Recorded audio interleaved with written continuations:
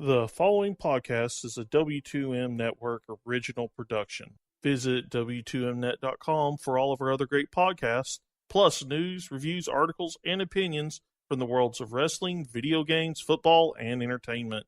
What time is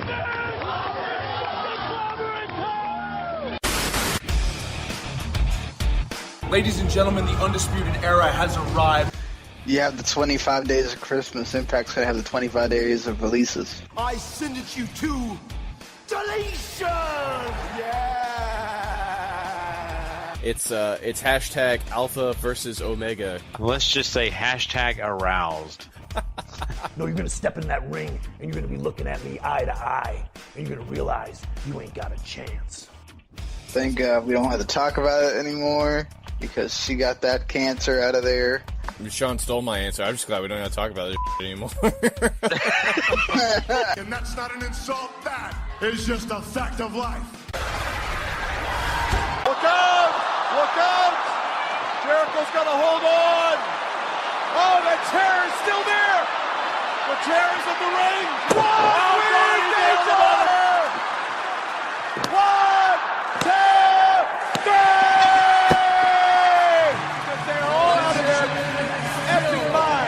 If they don't recognize the greatness of that wrestler right there.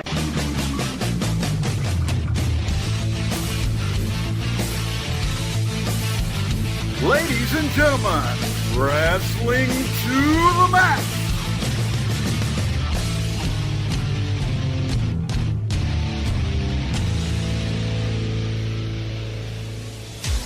And your hosts, Gary Vaughan, Sean Garmer, and Paul Leazar.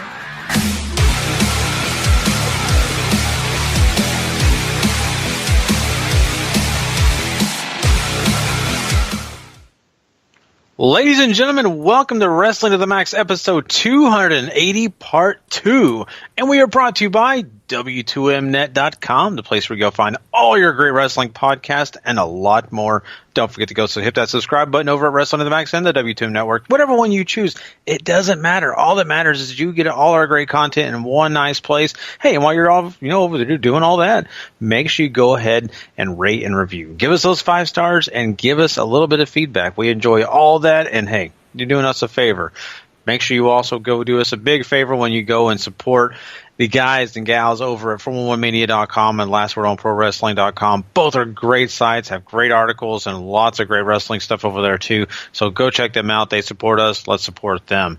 And of course, once again, I am your host, Gary Vaughan, and along with me is your host, Paul Leazar. Heyo. And your other host, Sean Garmer, sadly is not here. Oh, Paul, I'm so sad. I am so sad tonight. Yeah, this is a rough show to miss, especially as New Japan is really what Sean enjoys the most right now too. So I hope Sleepy Bye is treating him good.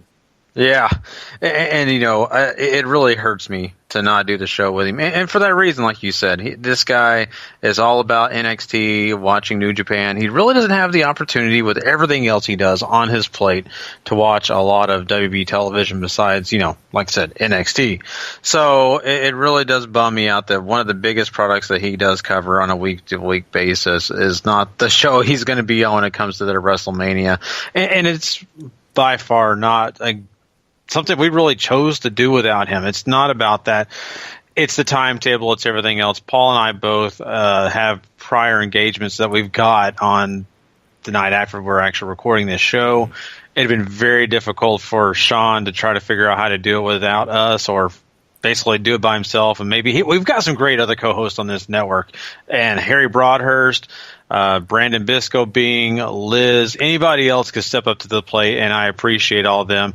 But, I know once again, it's just one of those things where Sean, Paul, and I all kind of agreed on we have to just get the show done and make sure we get the product out to the listeners on time in a timely manner. So it's breaking my heart. I hope Sean's listening and understand. It really does. So I've been trying for hours to get a hold of him, and I think the main event was just too much. Sean has had a long day, and I've talked to him all day long. Just stinks. But you know what? Sean is going to give his feedback, and I can't wait till he does. He'll probably do that on Monday's show. So let's just hope that all works out. And, sadly, once again, Sean, we love you, man. We wish you could have been on tonight. But, we are going to have a lot of fun. We are going to talk Wrestle Kingdom 12. I cannot wait. This is something that's energized me all day long. I know, Paul, you're energized.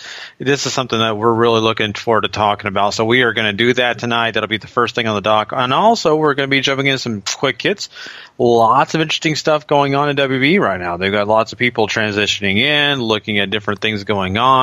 So we'll be talking about that, plus some other great wrestling news from this week. And we'll be getting to Impact Wrestling. That's right. They had their first TV taping of the 2018 year. So we'll be getting into that. It'll be kind of fun to kind of get a little bit into that because there's some things changing in Impact at the moment. So we'll be talking about all that, plus crowning a superstar of the week. So we've got a full show ahead of you. We can't wait to do it. Before we get into the show really quick here, Paul, I've got to do this, and I don't know if she'll ever hear it. I hope she does. This is one of those things that I kind of throw out there as this is kind of like my journal, right? I'll say it, and then maybe later on someone will listen to one of these episodes and hear this. But I got to give a big shout out to my wife. Today is her birthday, so huge happy birthday to my wife. I'm, sure she'll probably listen to this eventually, but big stuff going on. I'll be fair to the audience. My wife is not a wrestling fan. This is something I do by myself. She is not joining in on the couch with me every Monday night and Tuesday night. She's not doing that, Paul. So I'm throwing her a big shout out. Maybe it'll just go to the moon. I mean, hats off to her. I have watched wrestling with your wife before, and she's hilarious when she's watching it with us. One of these days, Paul, we're going to get back together, either in a big group of our friends or just me and you some night, and we're going to do that, make her watch. We're just going to force her to watch with us and just see more reactions from her. That's usually the best part, is just the snide, smart-ass remarks that Amanda makes on the couch while we're all into it, and she just pulls us out and makes us laugh. It's great. Yeah, I know. I love it. So, big shout out to her. I hope she has a great birthday. And, if we do watch a show with her, I think it's going to be some New Japan, because I know their over-the-top antics will really get her going. So, oh, boy. So, yeah, there you go with that. And of course, a big week, coming up here. We got New Year's Dash also. If people are listening to this and you love New Japan, you probably already watched New Year's Dash. Mm-hmm. We're not going to cover that tonight. We may actually... Paul may kind of break that down a little bit more on Monday's show, but we're going to focus on Wrestle Kingdom. So that's another timestamp I want to give people. We understand New Year's Dash has already happened, but you got to give us the opportunity to actually watch it before we do it. So yeah, it's kind of hard to look into the future. If we had those powers, we'd be making money, Paul. Right? Yeah. I mean, we're recording this 2 hours before the show goes live, so you can't get mad, people. I've timestamped this. Yeah, see? There you go. Paul's on top of it. So, well, without much more delay, Paul, let's go ahead and do it. Let's talk some Wrestle Kingdom, man. I'm excited. Let's do it, man.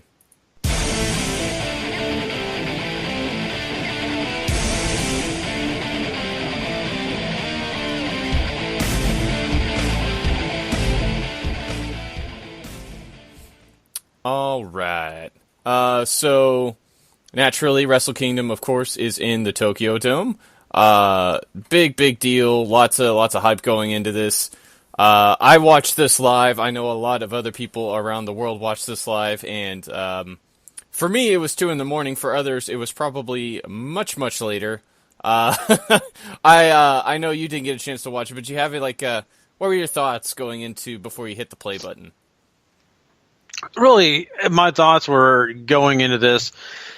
How exciting is it going to be? Are they going to blow me away with some big things? And, I mean, really coming in, are we going to get to see all these different matches of big proportion end up in the way we all predicted on Monday? That was my biggest thing. How is this all going to work out? Is this going to be very predictable, or are we going to get a lot of surprises? And I was definitely given those answers later on, but that was my big thing. And, when you're talking Wrestle Kingdom, this is WrestleMania. Like I was talking to you before we even got on the air, it's funny because if people listening to us right now talk, and they're listening to us because they like our show, but they don't really pay attention to the New Japan product, they think, well, that's just something that's going. No, this is WrestleMania, and it may not have some of the same flair. It may have a little bit more sometimes than the actual WrestleMania.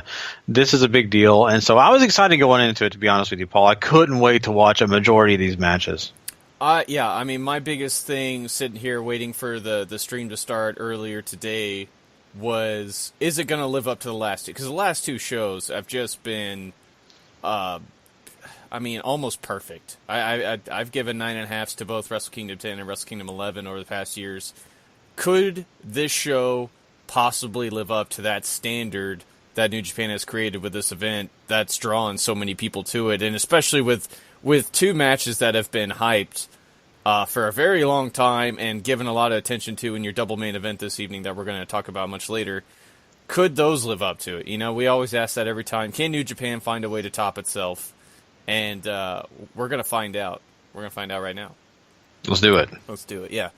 Before we dive into the pre-show here, though, I want to talk attendance numbers because this is a pretty big deal. The total paid attendance, as people who paid money, is 34,995, which is the largest draw that they've had as far as people who've paid in the last 15 years to the Tokyo Dome, which is a huge deal. They're up almost 80, or they're up over 8,800 people from last year's Wrestle Kingdom. And when you start factoring in paper tickets and guests and all this other stuff, according to Kevin Kelly, they're well over 40,000 in the Dome this year, which is just incredible. It's a huge deal. It's such an insanely fast turnaround from even 2 years ago where they were well below 25,000 paid. So this is just nuts how quickly this place has exploded.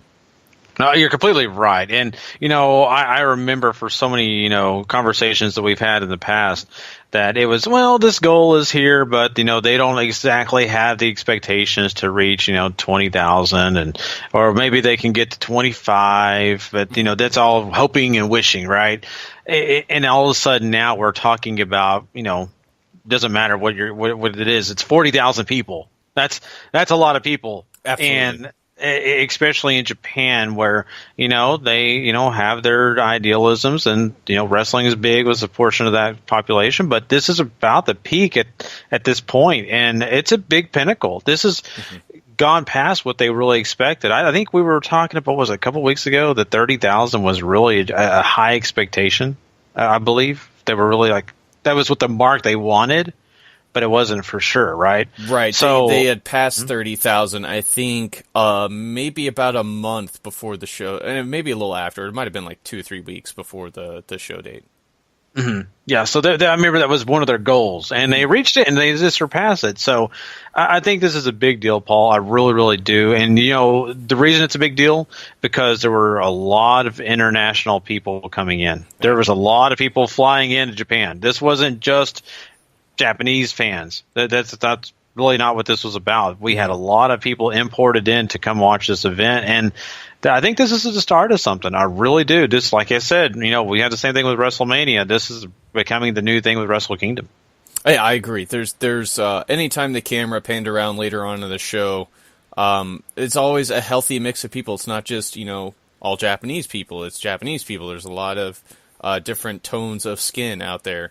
So that was really, really cool to see how sort of, we talk about WrestleMania every year having this big international appeal. This is certainly, I think, starting to get up to that level. Yeah. It's kind of funny, too, you said that because, me and you both, you've been to multiple WrestleManias. I've been to the one, and I've been to NXT TakeOver, and especially during WrestleMania weekend. It's kind of funny because you realize this is not just America. You've got Brits, you've got people from all sorts of places around, but you do have a really huge UK influence there.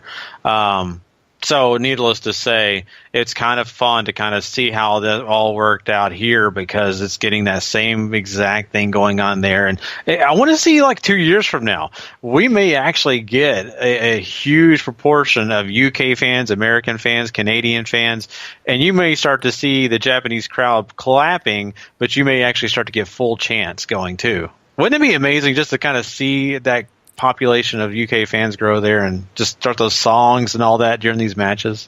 And this is something that I've seen a lot around social media pages too, is sort of there's such a large difference between how fans in Japan comport themselves, not only at wrestling shows, but just to people in general, where it's a lot of, if you're misbehaving, For example, there was a story I read online today about somebody who was at the show live who flew there from the States, and somebody was being very obnoxious and loud behind them.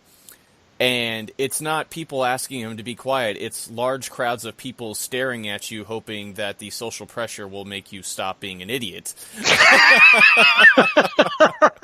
That's awesome. That's one of the things that I kind of worry about, is that certainly you're going to have a majority of people go over there and be very respectful and sort of try to blend in a little bit with what is sort of expected from you at a Japan, a New Japan show or any sort of Puroresu event that you happen to attend if you're over there in Japan. So getting especially I've been to my fair share of indie shows here around Texas, and it's the same wherever you go. But just indie shows in general have a tendency to, there's a lot of beer, there's a lot of drinking going on.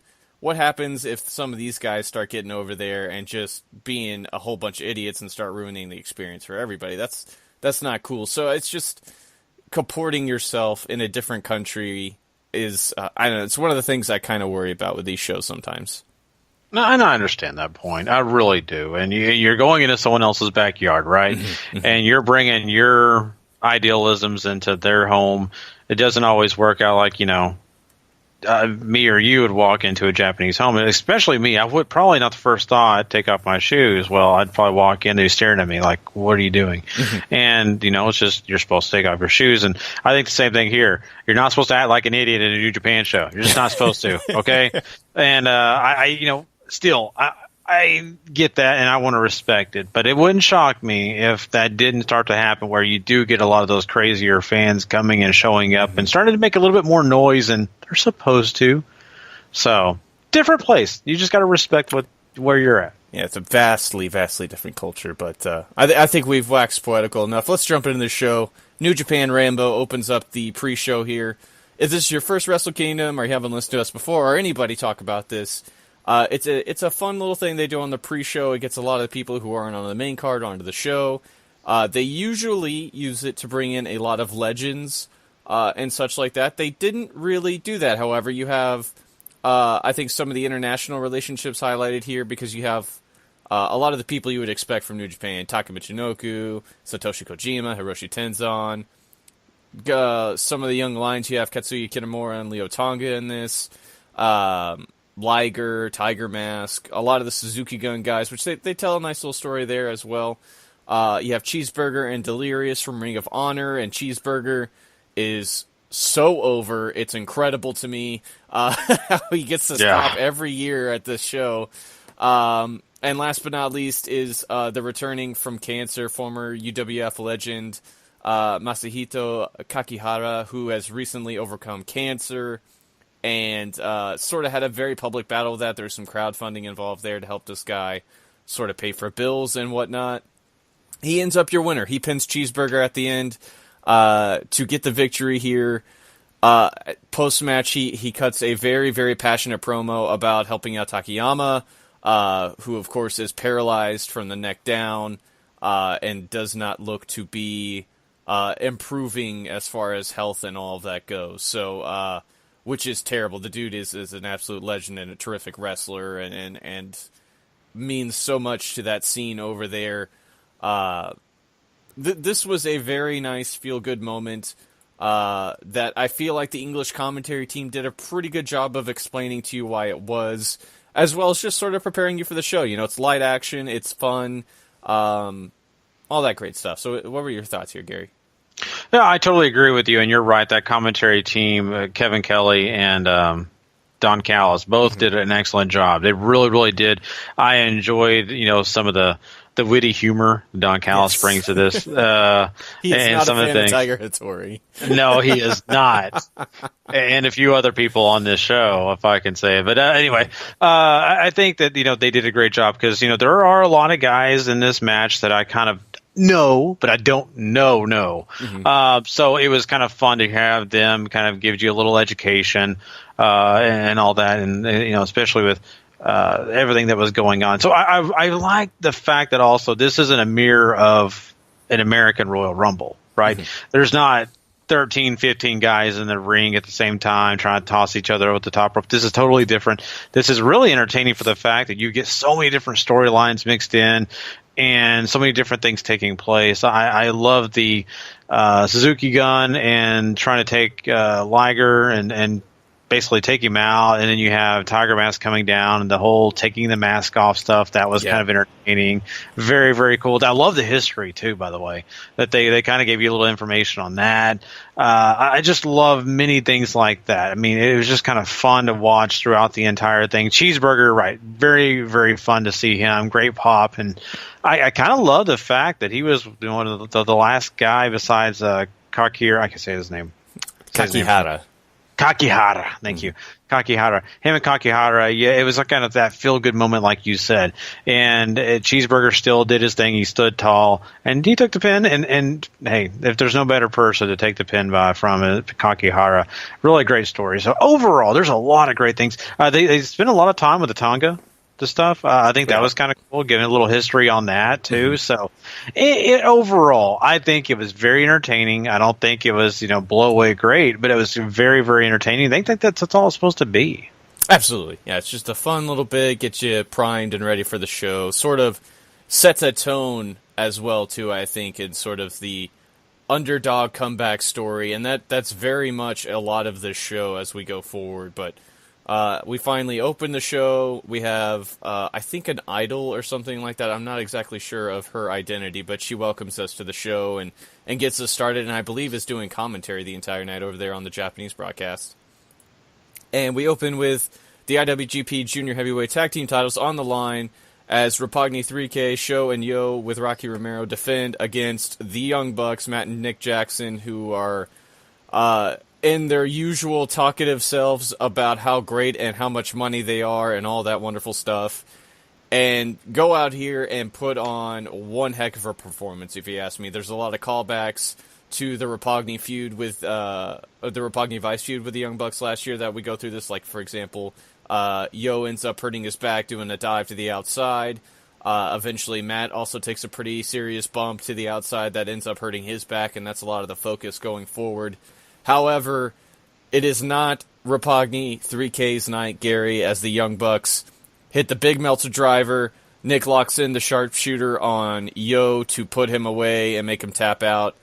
And the Young Bucks are a history-making 7-time IWGP Junior Heavyweight Tag Team Champions. This is a great match. I enjoyed this top to bottom. It was, and I've just got to be very honest. I'm a big Young Bucks fan. I think that they do a great job with everything they do. You hear it week in and week out when we cover Ring of Honor, Paul. So no big surprise there. But I will say this. I found myself rooting for Roppongi 3K. Yeah. I could not help it. Yo and Sho have come so far. Mm-hmm. These guys did really great work in Ring of Honor, but they really never got a chance to showcase themselves to the level that they needed to, I think. They did it here in this show. They really outperformed themselves. It was a lot of fun, and I like the idea of playing off the injury stuff, too, with Yo and, of course, Matt. I think it really kind of changed things up here. You got a chance to see, Nick and Sho really kind of have to take up the slack and pick up some things. I really like that. And you also have to give into consideration, they took out Rocky. So Young Bucks took out Rocky in this. So he was no help to, Yo and Sho. It just really changed things up. But I think throughout this entire match, they told a story, and it was really entertaining. And the entire time you had somebody you wanted to root for, and the Young Bucks still win. And that's okay. Once again, that's fine.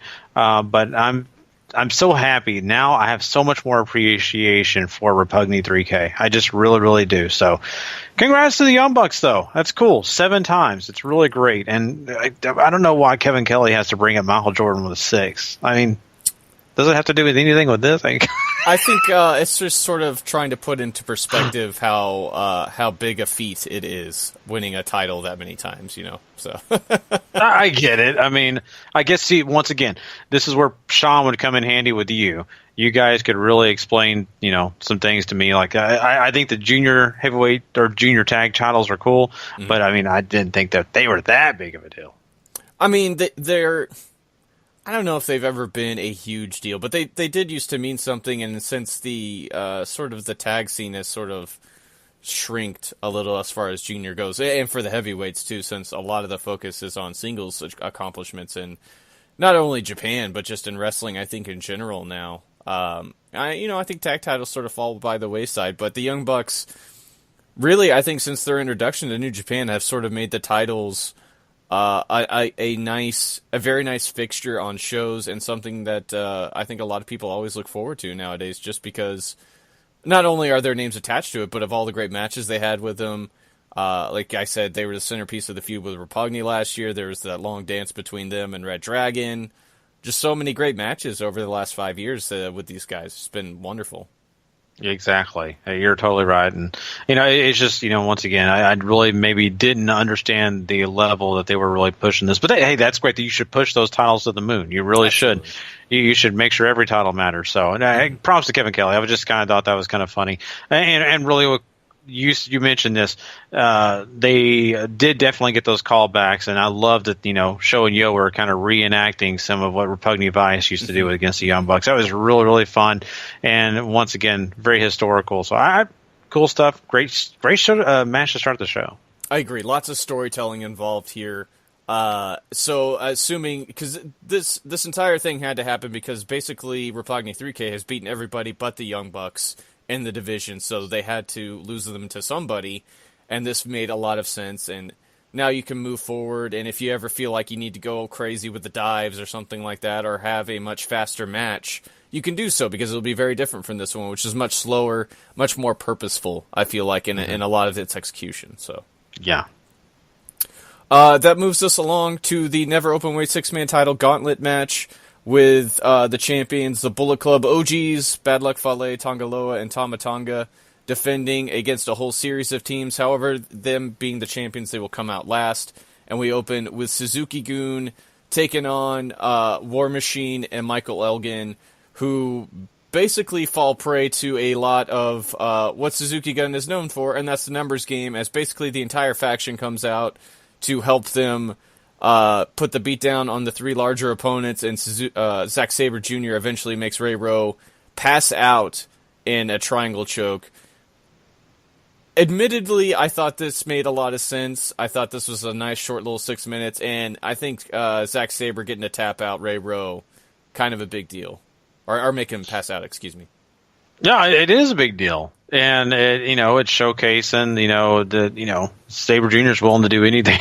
But not only that, he is able to take down a guy that large and, assert his will. So you got to give it to him. I really did think that this was something that you had to do to really, make a point that Suzuki-gun is that serious and they're here. And not only that, you really didn't know how far that they were going to go in this match when you're talking about Michael Elgin and War Machine, right? I mean, you thought they could go a little far, but you thought to yourself, I don't know. I picked them to win, but I picked them to win just out of pulling the name out of a hat. I really didn't know who was going to win this thing. So funny that they're the first eliminated here, Paul, but I did the 6 minutes. It was fair. I think it was very good. Mm-hmm.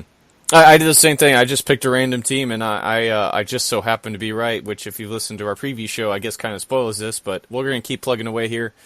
Because up next is the Chaos contingent, Tomohiro Ishii, Toru Yano, and Mr. Beretta.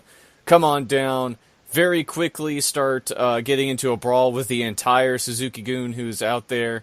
Eventually, Yano, gonna Yano, low blows Taichi, puts him away, a little less than 3 minutes. Basically, Suzuki-gun getting outdone here by Yano's antics has been a huge story for much of the end of last year, and this sort of got some little notice and maybe a little bit of payback on Yano's part, who failed to sort of get the Never Openweight title away from Suzuki himself. Yeah, I come into this lacking all that information, but what I did learn just from me watching this cold was that Yano is a big thorn in their side. Yes. So Suzuki-gun wants to kill this guy, and once again they walk out disappointed because he stays the thorn in their side. So I love the storytelling, like you said, and the commentary did a great job of kind of informing me a lot of that. So I think it was kind of cool that in 3 minutes he got it done. I think it really puts that knife a little bit deeper in them. Mm-hmm. Absolutely.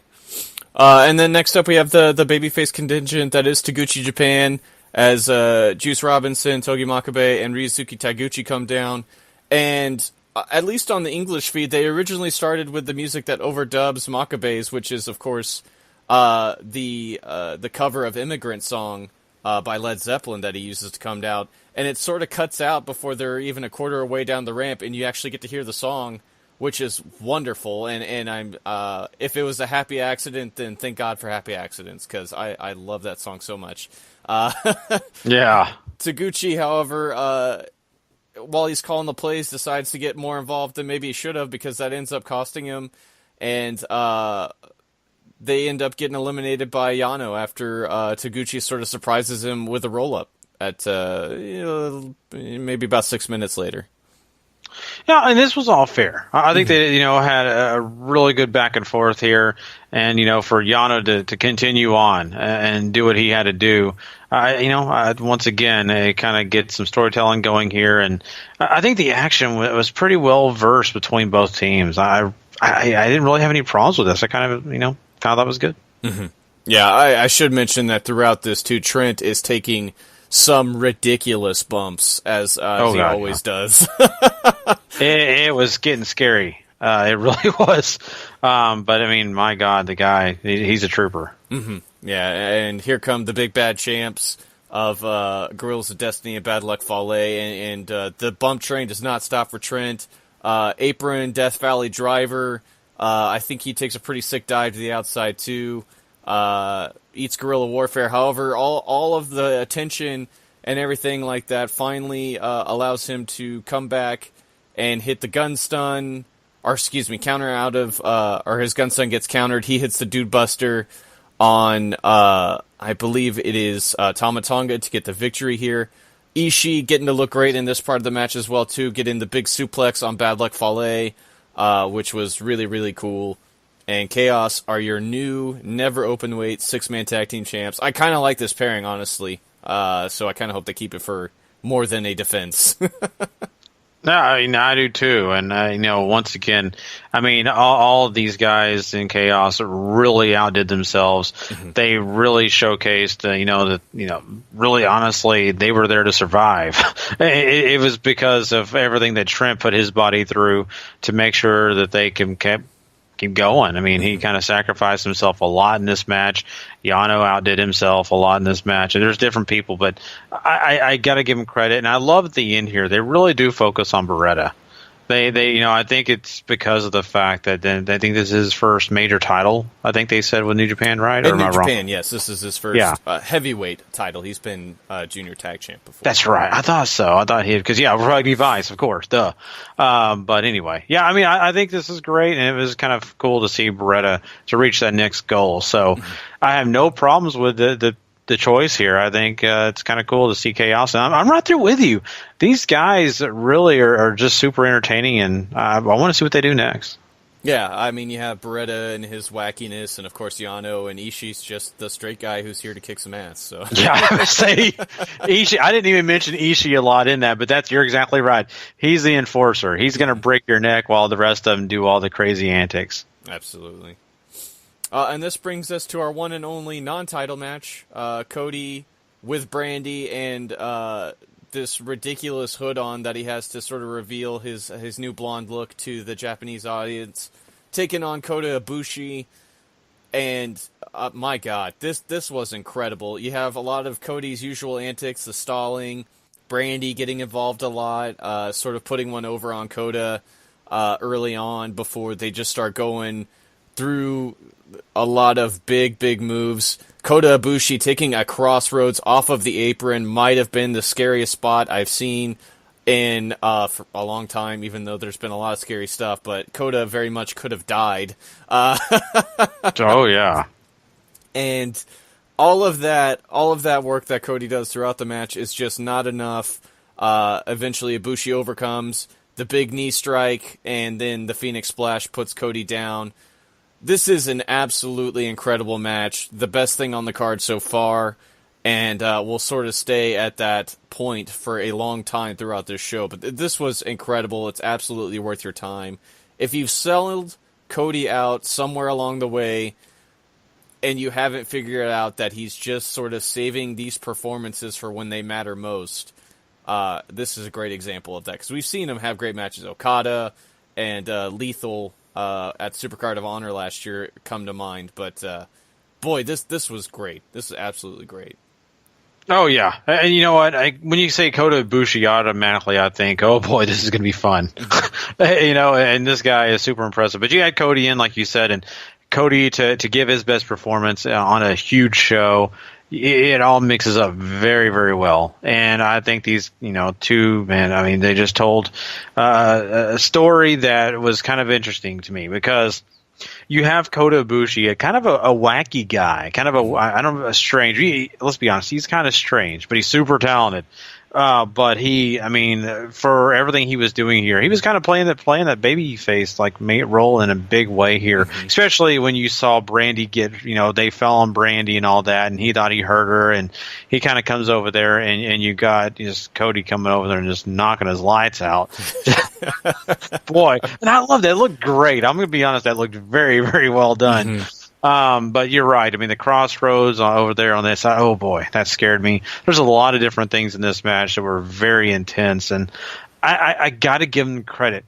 Despite all the stalling, despite Cody just being Cody, right? Mm-hmm. Being kind of, playing the avoid game quite a bit until he really gets in the action and it just goes from 0 to 60. I think it really, was just overall really, really well done. And I'm glad Kota Ibushi won. It would have been cool if Cody won. But I love the role that he was playing here, and I think Ibushi did a great job overall, everything he did. Yeah, I couldn't agree with you more. One thing I did forget to mention is that Cody tells Kota that he loves him more than Kenny ever did, which is very telling, I think, of where this could be going down the line this year. But man, this absolutely stellar. If you haven't seen this, go find a way to watch it. Get New Japan World, preferably, because those guys deserve your money for this match alone. Not even counting the rest of the great stuff we still have left to talk about. Exactly, and if you could take a freeze frame of anything, you got to get a freeze frame of that middle finger from Cody. That was kind of funny. I'm sorry, I started laughing when I saw that. I thought, oh boy. Yeah, Cody, he doesn't have a lot of fucks to give, honestly. So. No, he doesn't. IWGP Heavyweight Tag Team titles on the line here. Killer Elite Squad, Davey Boy Smith Jr. and Lance Archer defending against Evil and Sonata. And this, I really enjoyed this a lot, too. Not as good as the last match, but still, Killer Elite Squad are so good together. And they just reminded you of that here. All of the power moves and the heavy hitting these guys do on Evil and Sonata throughout. And mostly Sonata, who works babyface and peril for most of the match.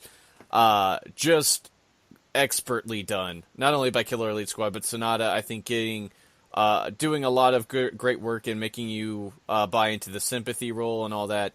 Big tag to Evil. Evil goes on a bit of a run, sort of gets stalled out, and Killer Elite Squad, just sort of can't keep Sonata down before Evil comes in, sort of cleans house a little bit. Sonata hits the big moonsault on Davey Boy Smith Jr., and that's all she wrote. New tag champs. Yeah, and what you just said there, I mean, all these power moves and everything that Evil and Sonata had to go through, that boy, I mean, I'll be honest with you, I didn't think it was their day. I really didn't for a long time here. Yeah. And not for the fact that I don't believe in Evil and Sonata, because trust me, I'm a big fan of their faction, everything that they do. LIG is great. But I think, coming into this, I mean, as this match started, you could see just how energized those two guys were in Archer and, of course, Davey Boy Jr. I mean, my God, those guys kind of it's kind of funny to say this, Paul, but as I watched them, it reminded me of like the giant bad guys in the 1980s on WB television, or WF, we want to call it. They were just really tough in this stuff. But man, overall, I think it really worked out really well. Sonata, I mean, just overdoing how well he should. I mean, he sold very well in a lot of this match. I got to give him credit. Evil coming in to be the saver, I think, worked out too. But I love the fact that Sonata got the pin. I love that, because it showed him saying, "Hey, I don't care what's going to happen. I'm crazy enough that I'm going to stick with it. And I'm going to get the victory." Absolutely, yeah, and it should mention, of course, that Killer Elite Squad is part of Suzuki Gun, so that means Young Lions getting beat up about half of the match, and maybe just as much as Sonata and Evil did throughout as well. And Lance Archer, being his usual beautiful self, goes through about 6 or 7 bottles of water to make sure everybody in the first 3 rows gets wet. So, yes, I kept thinking to myself, man, is this Wet and Wild or something? I was just like, man, this must be part of this whole shtick with him or something. But yeah, you're right. I honestly, I kind of forgot about that. The Young Boys took a beating. They really did here. So, but once again, I think that's what made me start thinking about, those old school guys, right? That they didn't care who they were beating up. They were gonna prove that they were the alpha males. And in the end, alpha male or not, they lost. Yeah, I agree. So this brings us to sort of our big heavy hitters of the show, the last 5. Never open weight title up for grabs, as well as both dudes' hair. No seconds at ringside. It's just going to be straight up one-on-one with basically everything they could put on the line as Minoru Suzuki defends against Hiroki Goto. This I thought was kind of the first misstep of the show, and it's not that I have a problem with a lot of the match content. I thought it was pretty good. But you're starting to see the overriding theme of the underdog overcoming, sort of becoming the main theme, right? And Goto is basically just getting his butt handed to him for most of the match. And every time Suzuki tries to go for his big gotch power driver, Goto fights out of it, finds a way to get some moves in before Suzuki takes back over again. And eventually all that costs Suzuki. Fights off GTR, Goto keeps fighting back. Suzuki comes back, and then it keeps going for a little bit, and then finally Goto hits the GTR, and then hits another one again to get the big victory, to save his luscious hair, and Minoru in the post-match is sort of getting helped off by Kess, who's trying to get him out of the hair-shaving thing. He says F that, shoves him off, walks back into the ring, grabs his own chair because the one Goto brought in wasn't good enough, sits in it, takes the clippers, and shaves off his own hair, and leaves it for Goto behind. I mean, Suzuki going out on a shield here, but I mean, maybe going too far to try to prove to Goto that he's just not good enough, and that eventually cost him. Yeah, the end sequence to me was way better than maybe the overall feeling of the match, and yeah. It's really weird to say that. I can't find myself to really understand that, because like you said, the match itself was not terrible. Mm-hmm. It wasn't. I think my problem with it, Paul, was the fact that I thought these guys were out for blood. I thought they were going to kill each other. And there were parts of this match where I didn't really feel like they were just trying to kill each other. Yeah, Suzuki got some holds, almost, won by just, basically pass out, right? Mm-hmm. I mean, yeah, kept using the sleeper. Yeah, the sleeper the entire time. I was trying to think of the term. It's not knockout. It's whatever. But anyway, yes, that's what pretty much was the theme here too, and it kind of kept going on and on. I just don't know. It was a little bit off, and I didn't necessarily need the sleeper. Not that I want these guys to powerhouse each other out the door. But I really wanted these guys to be out for blood, to just really go out at it and just really make us believe that they do not like each other. And I didn't feel it coming out of this match completely. At the end, it's more like Suzuki just saying, look, you're still not on my level, like you just mentioned. And I guess it's good for the fact that we got a story continuing on from here. Mm-hmm. But I kind of feel like these matches kind of need to have a big exclamation mark. And I don't know that this one did.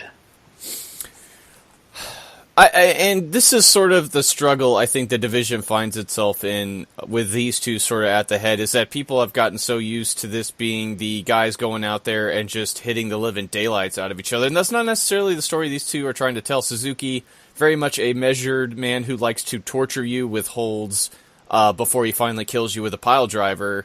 And Goto, while he's known for hitting hard, I don't think is the sort of epitome of what this belt represents there too. So, I just think people's expectations are different for when the title is on the line. This particular one, at least, because it does have that reputation. But The story isn't going away, right? The underdog here, and I think by this point it was maybe starting to get a little tired.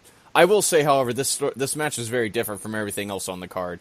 Going from brute power, essentially, in the last match, the tag title match, to this one where it was very methodical, very measured, especially on Suzuki's part, until, he would obviously take it too far and Goto comes roaring back. It was a nice difference there, but the overall story is still the same, and it's kind of wearing down on you at this point, especially when these matches are usually hovering somewhere above the 15-minute plus range. Yeah. But that probably is a part of this, Paul, because I think coming into this, I had, like you said, I had big expectations. And I thought what the prior match was going to have, or did have, was going to happen in the next match, and it just didn't do that. It did kind of hesitate, I think, throughout. Well, basically kind of took a breath for the rest of this card, because it really, to me, had that slow pace, and I think probably took me out of it a little bit. But I once again, they didn't do it bad. Goto's great. I love Goto. Suzuki does his job very well. I just kind of was a little let down. And I got to give props to Sean. Sean picked Goto to win, and I was not really in that mind frame. I really felt like Suzuki was going to win, and we were going to get a chance to see Goto's hair gone. But nope. So yeah, absolutely. If you've been waiting for flippies, they're coming up. IWGP Junior Heavyweight title on the line. Marty Scurll defends against Kushida, Will Ospreay, and Hiromu Takahashi. Marty Scurll's got these awesome kick-ass huge black wings that he folds out of as he comes out from underneath the stage. There's pictures that Cody put up online, Gary, of him working on them all day to get them ready for the show, which is really, really cool. That's awesome. Yeah, so, this is all Marty's idea there. Kushida gets a little bit of the Back to the Future thing again. Hiromu leaps out of the stage like Rey Mysterio. Ospreay is basically just Ospreay. However, Will is very much the focus of the match. He gets a lot of the big spots. He climbs up some of the staging and flies off it in an absolutely beautiful moonsault. Scurll gets in a lot of his usual stuff. Even goes so far as to tape Hiromu to the guardrail and sort of mock him a little bit here and there. I've seen a lot of people say this was their favorite thing on the card. And while that's certainly valid, because this is a great match, there's a lot of impressive things. I think the storytelling was really what drew me into this too, because they all had beef with each other. And the bigger sides of this being Kushida and Hiromu and Scurll and Ospreay's feud very much getting highlighted throughout. It just was missing, I guess, something to sort of get it over the hump for me.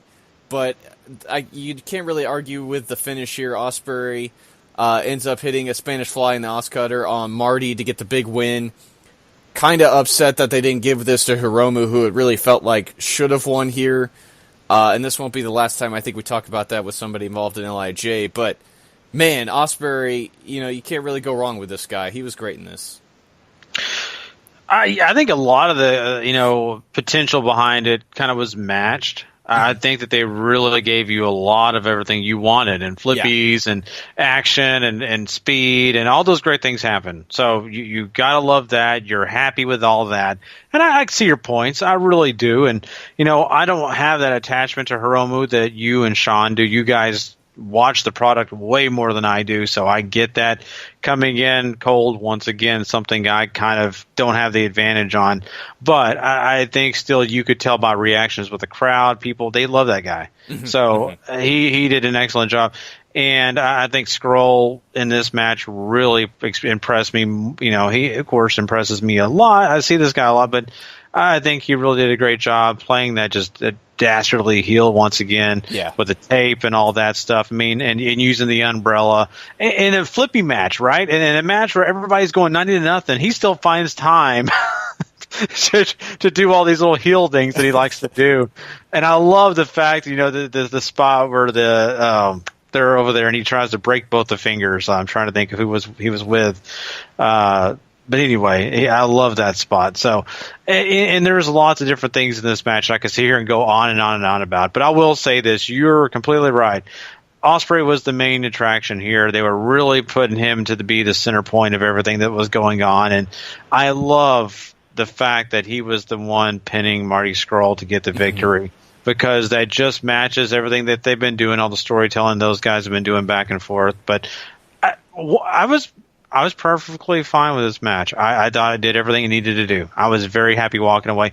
You know what? I don't know if it was my favorite match. I know a lot of people, like you said it was their favorite match. I thought it was really well done. Mm-hmm. But I kind of felt like it was something that should have been well done.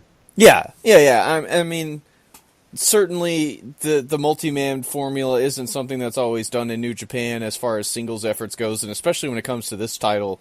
It's more of the junior tags that they've become known for multi-man stuff with. But I mean, they had the right guys in there. Everybody did their job extremely well, and they told a great story too, which is not something that always gets done in these multi-man matches. So I really appreciated that as well. Mm-hmm. Yeah, and I don't want people to think that they don't need to check. They need to go check this one out for sure if they're just listening to us. Yeah. But it's just entertaining. It's great. And once again, I mean, if you know more of the history, you probably get a lot more out of it, like Paul did. But I still enjoyed it coming in cold. Mm-hmm. Yeah, absolutely. This brings us to the IWGP Intercontinental Championship match as Hiroshi Tanahashi defends against Jay White. And this is another misstep. One, because I don't think it should have been 20 minutes, even though it is Tanahashi, and everybody still loves this guy very, very much. I question now, in hindsight, maybe pushing Jay White this quickly into this, and especially how he was booked in this. It never really felt like, throughout the match, he had a chance to win. There were times where he sort of pushed Tanahashi to an edge, but it was never any moment where I was like, man, Jay White, here it comes. He's about to win this. That never came. It was just Tanahashi sort of... I don't want to say it was a squash, because it was far from that, because Jay White certainly gets in a lot, but it's not anything to ever make you think, man, this guy's about to be your new Intercontinental Champion. And he eventually falls to a high fly flow from Tanahashi. And Jay White works extremely hard in this match, too. I can't really say enough good things about his performance here, but Tanahashi...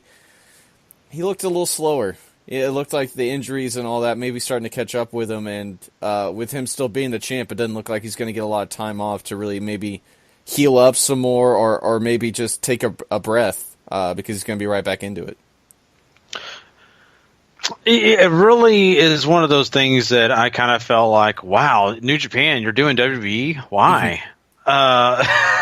And I hate to say it that way, but when Tanahashi won, I kept waiting to hear "My Time Is Now" play. It weirded me out a little bit, to be honest with you. Just for a lot of the reasons you just brought up. I really don't need to rehash what you just said, but I will bring up the point. There were times in this match I felt like Jay Wyatt wasn't there. Mm-hmm. And I felt like, oh, this is someone dressed as Jay Wyatt coming in, and at moments, oh, he looks like him, and then other moments I'm like, boy, I know Jay Wyatt, and I know a lot of his efforts and everything he does is looking okay here, but it just does not feel like his match. And it never really did, like you said, for the example of, it was a lot of Tanahashi getting the offense. It was a lot of Jay Wyatt kind of spending time trying to overcome all of it against a guy that really, you're right, moves slow.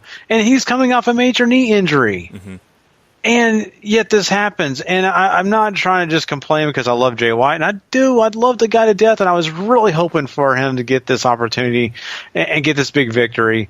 I don't get it, and maybe I'm not supposed to get it. I was kind of hoping I'd get on the show, Paul, and you were going to tell me, well, A, B, and C is the reason why they do this in Japan.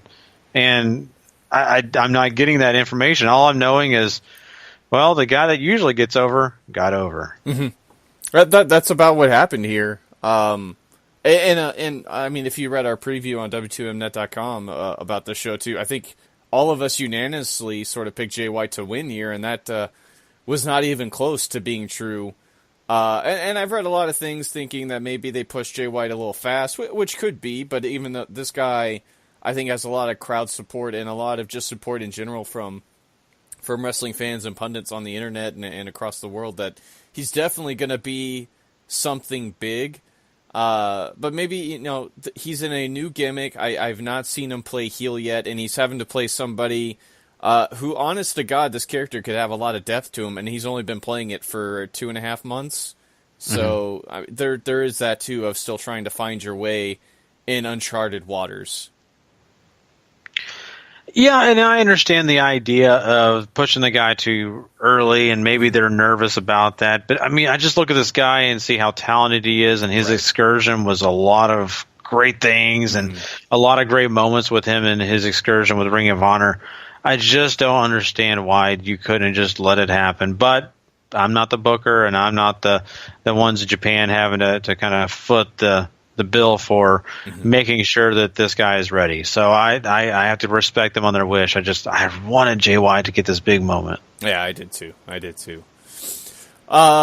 So we only got the 2 main events left, and the first one up is #Aroused, as Kenny Omega takes on Chris Jericho, no DQ for the U.S. title. This, I've seen a lot of mixed response on this one. Maybe not so much as I will in the actual main event, but I loved this match. Chris Jericho pulled out one of the most incredible performances he's ever done in the last 10 years. And I mean that wholeheartedly. He was spectacular in this match. The perfect, overly cocky, better than you heel, in every sense of the word. And Kenny Omega being the perfectly cocky, I am actually better than you, Chris Jericho face.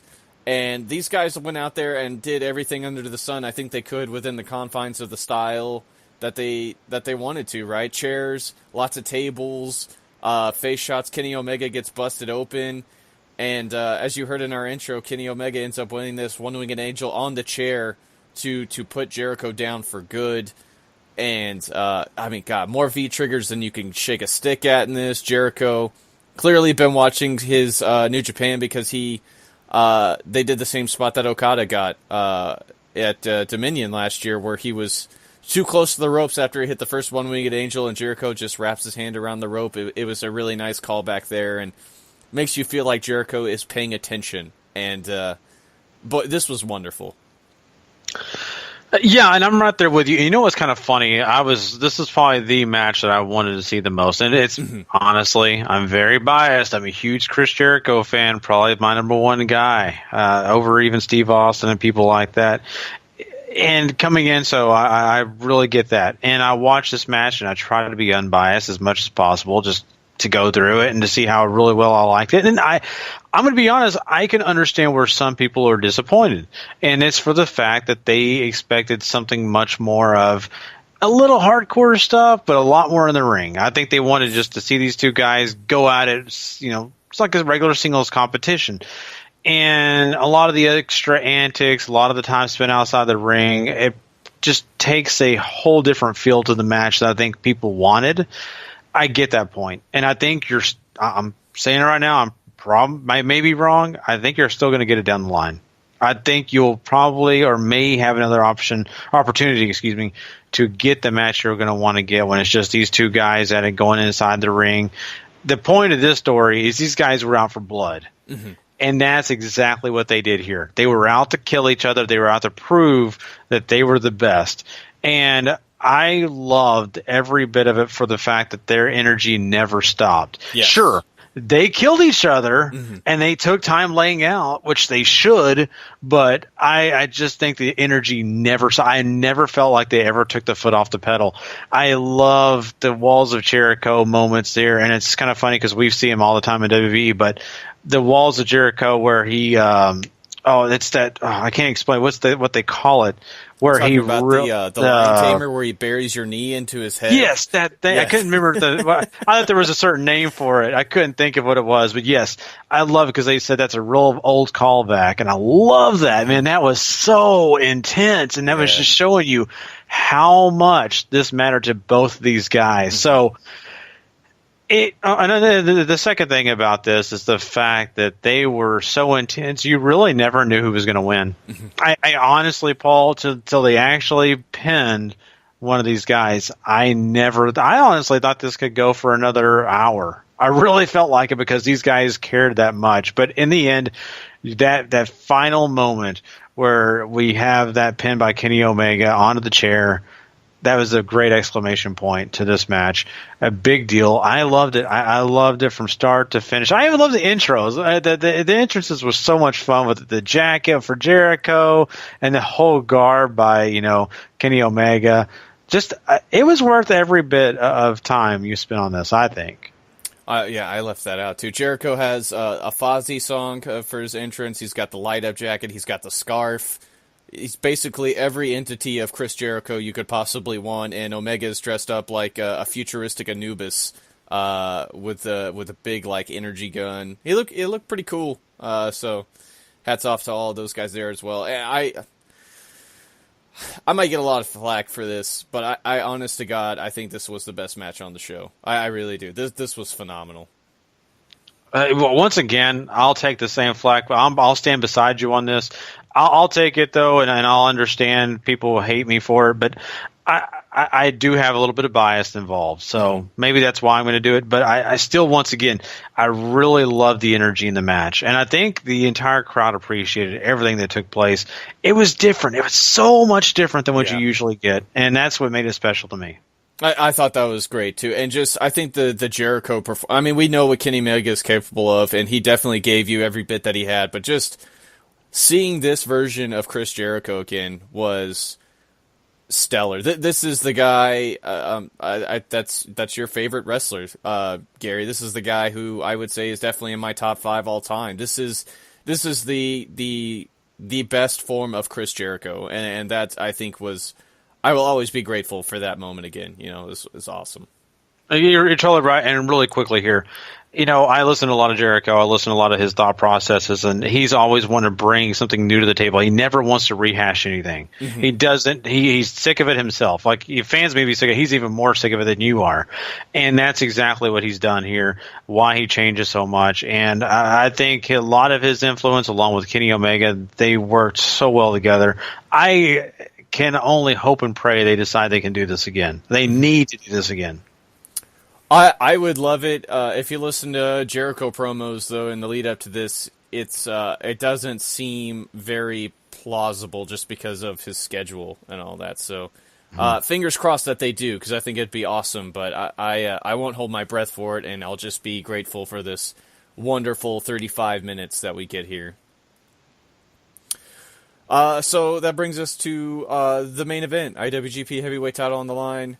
Kazuchika Okada defending against Tetsuya Naito. The crowd is the by far loudest it got all night when Naito comes out through the curtain. He's got this kick-ass cape with him. He looks the part.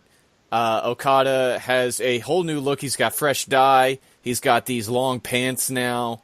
And they work a very, very excellent match. And I don't want to take away from the effort here. Okada is his usual self, but so much of this match to me was Naito outperforming him early on and definitely into the middle and almost down the stretch, where he's seemingly overcoming everything that Okada had thought up to throw at him. He's overcoming the Cobra Clutch. He's overcoming a lot of other Okada-esque offense that you see. And I'll say it's a few times I think Okada in his career, especially in the last 2 years, has been outperformed.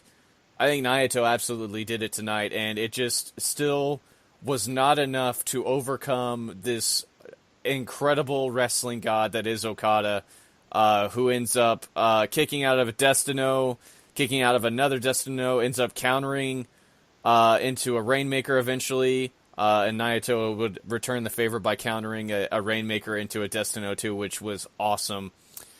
And we hit a Okada eventually down the stretch, jumping, spinning Tombstone, Rainmaker.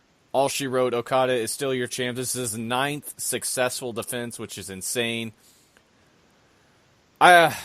This is maybe the most divisive decision on the internet right now, is Okada winning.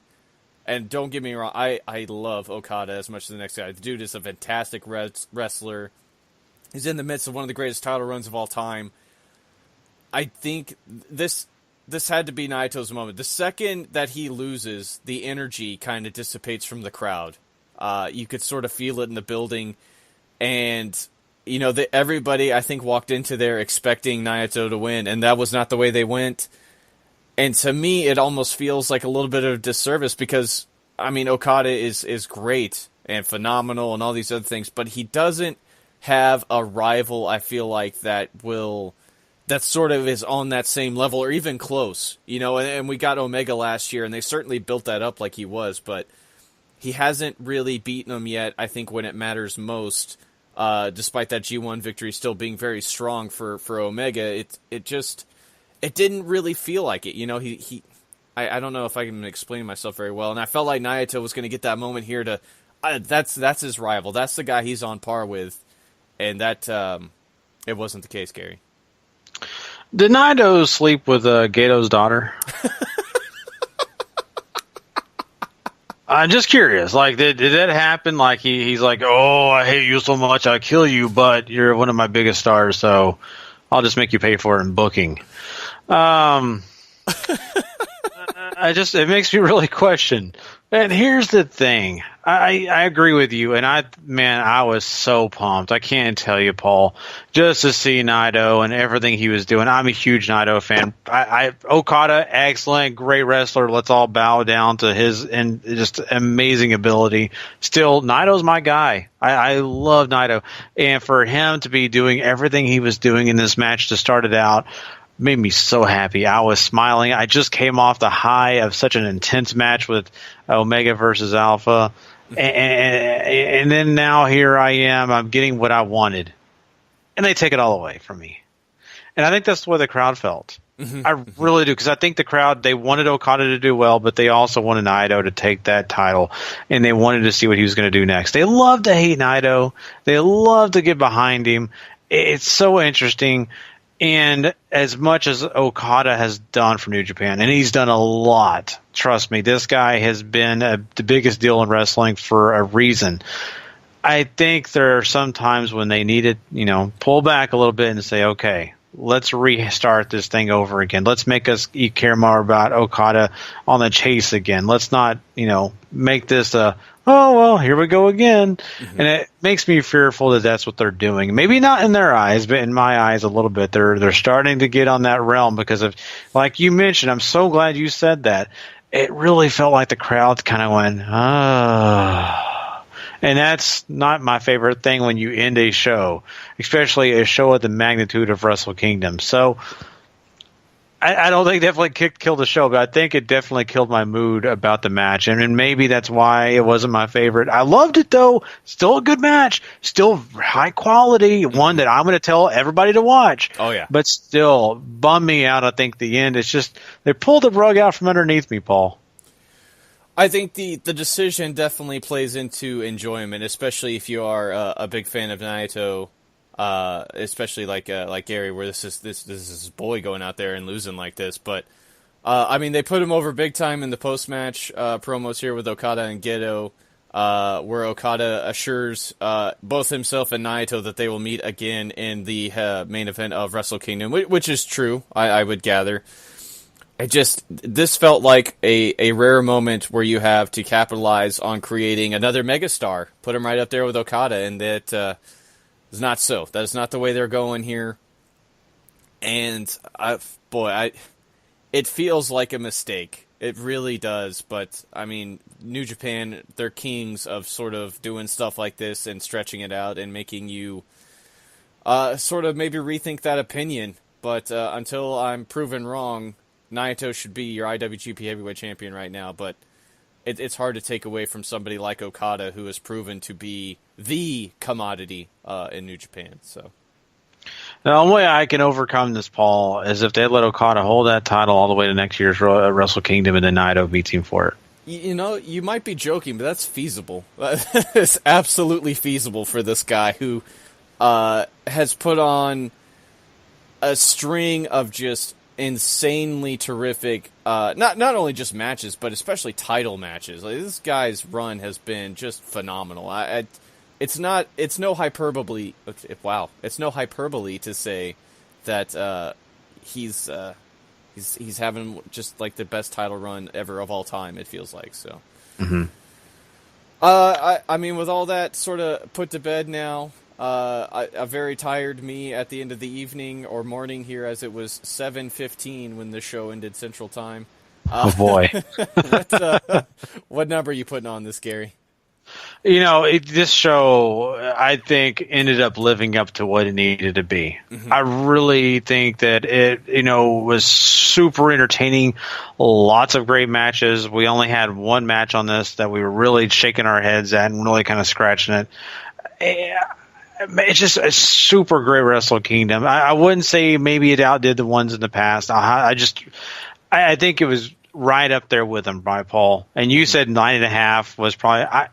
For me personally, with this one, I think I was just a point below. I think I went 8.5 in this one, and I think super great show.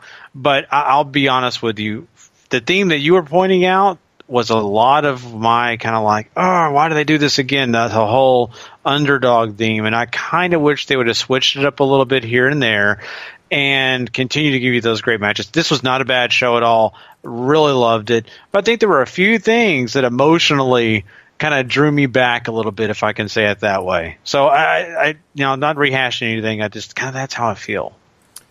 I mean, you basically stole not only my point, but my entire score for this show as well. I'm going 8.5 as well. And I don't want to take away from how absolutely terrific this show is. If I could make it like a strong 8.5, I would absolutely do so. But, there are parts of this where you have some missteps here, and there's not a bad match on here at all. Like, the worst thing on here is the Rumble, and it's not supposed to be great, right? It's just fun. Everything else is just lights out, incredible, and I will say I think this year's Wrestle Kingdom had an insanely strong undercard, much more so in the recent years, where you could say maybe the top 3 or the top 4 really carried it to the 9.5.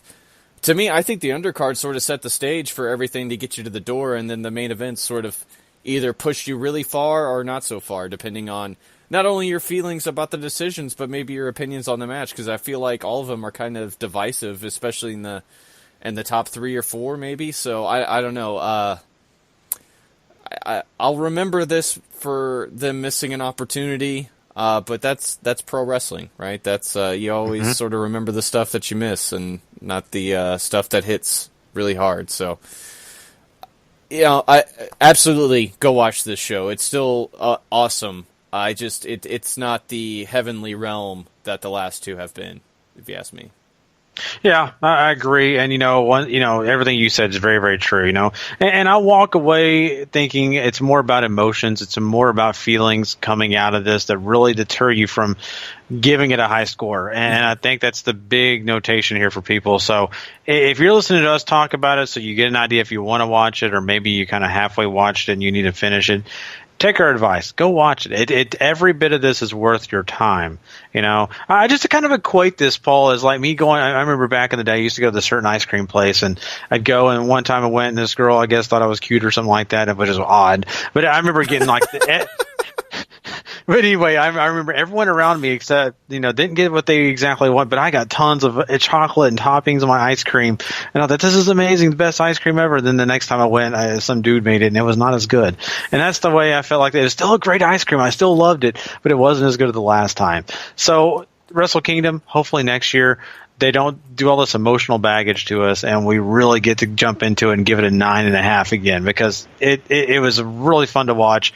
But emotionally, I walk out saying, man, I wanted some more. I wanted more. So anyway, enough about me telling stories. Let's move on. And let's get into some wrestling news. We've got some big things going on here, and I really think we should break this down. Let's go ahead and talk quick hits.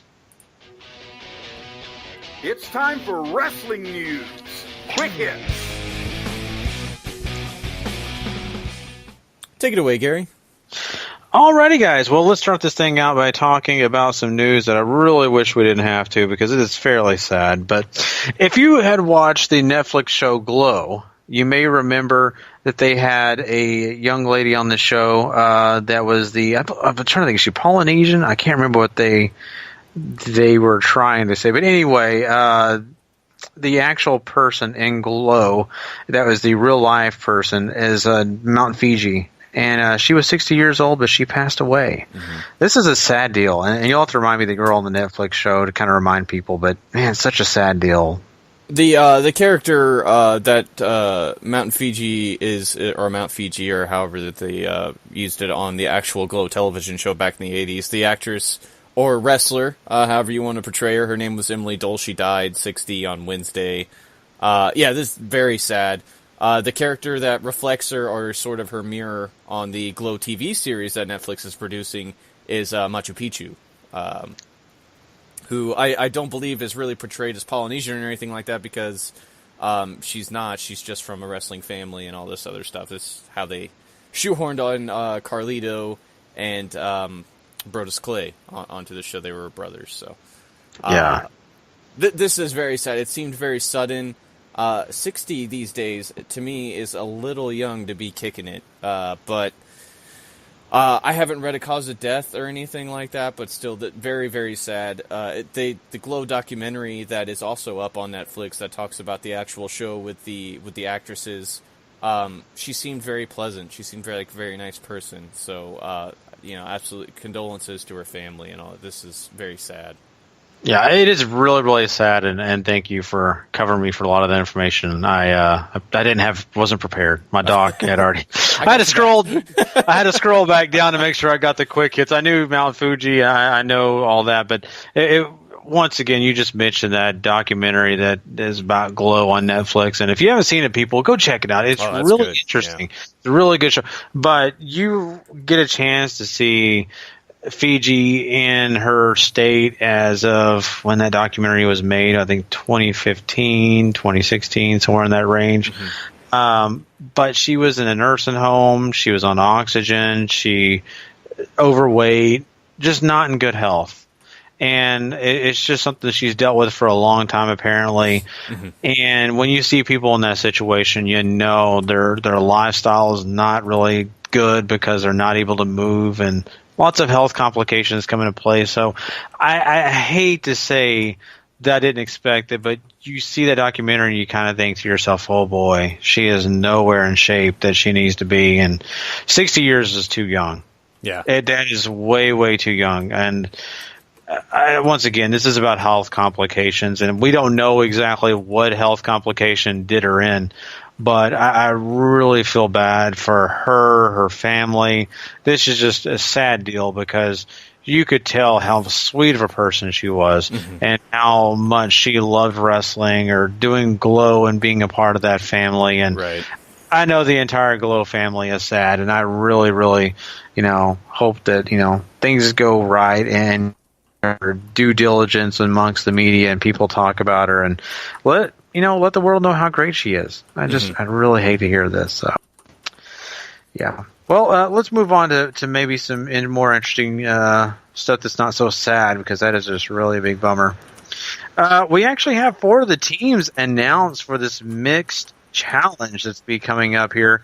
So the mixed match challenge is be taking place later in January. Be looking forward to that. But we actually had 4 different teams announced. We have the team of Alexa Bliss and Braun Strowman from Raw. And we also have Charlotte Flair and Bobby Roode, the team of Robes, announced. Mm-hmm. We have Sasha Banks and Finn Balor together, which is kind of an interesting team right there. And then the other one from SmackDown, Lana and Rusev, which I'm so glad that they paired them up. I was kind of worried they were going to split them up. So the husband and wife actually get the team up together in this mixed match challenge. I'm actually kind of liking the 4 we got here. I like the pairings so far as well. Charlotte and Bobby just sort of is a made together pair on screen, if you ask me. As you said, Team Robes, which I hope we get some really special ones. I kind of hope we get that from everybody. I'd really love to see them sort of make up team names and stuff like that. Just, it's supposed to be a fun deal. Why not have as much fun with it as possible? The best thing to come out of this, though, is that Nia has come out on Twitter and say she's been bliss blocked from teaming with her boyfriend Braun Strowman, which I laughed very hard at. So. Oh boy, and we'll talk about later why that's probably the case. But I do love that. You can't deny that you can use bliss in so many different ways. It's kind of funny.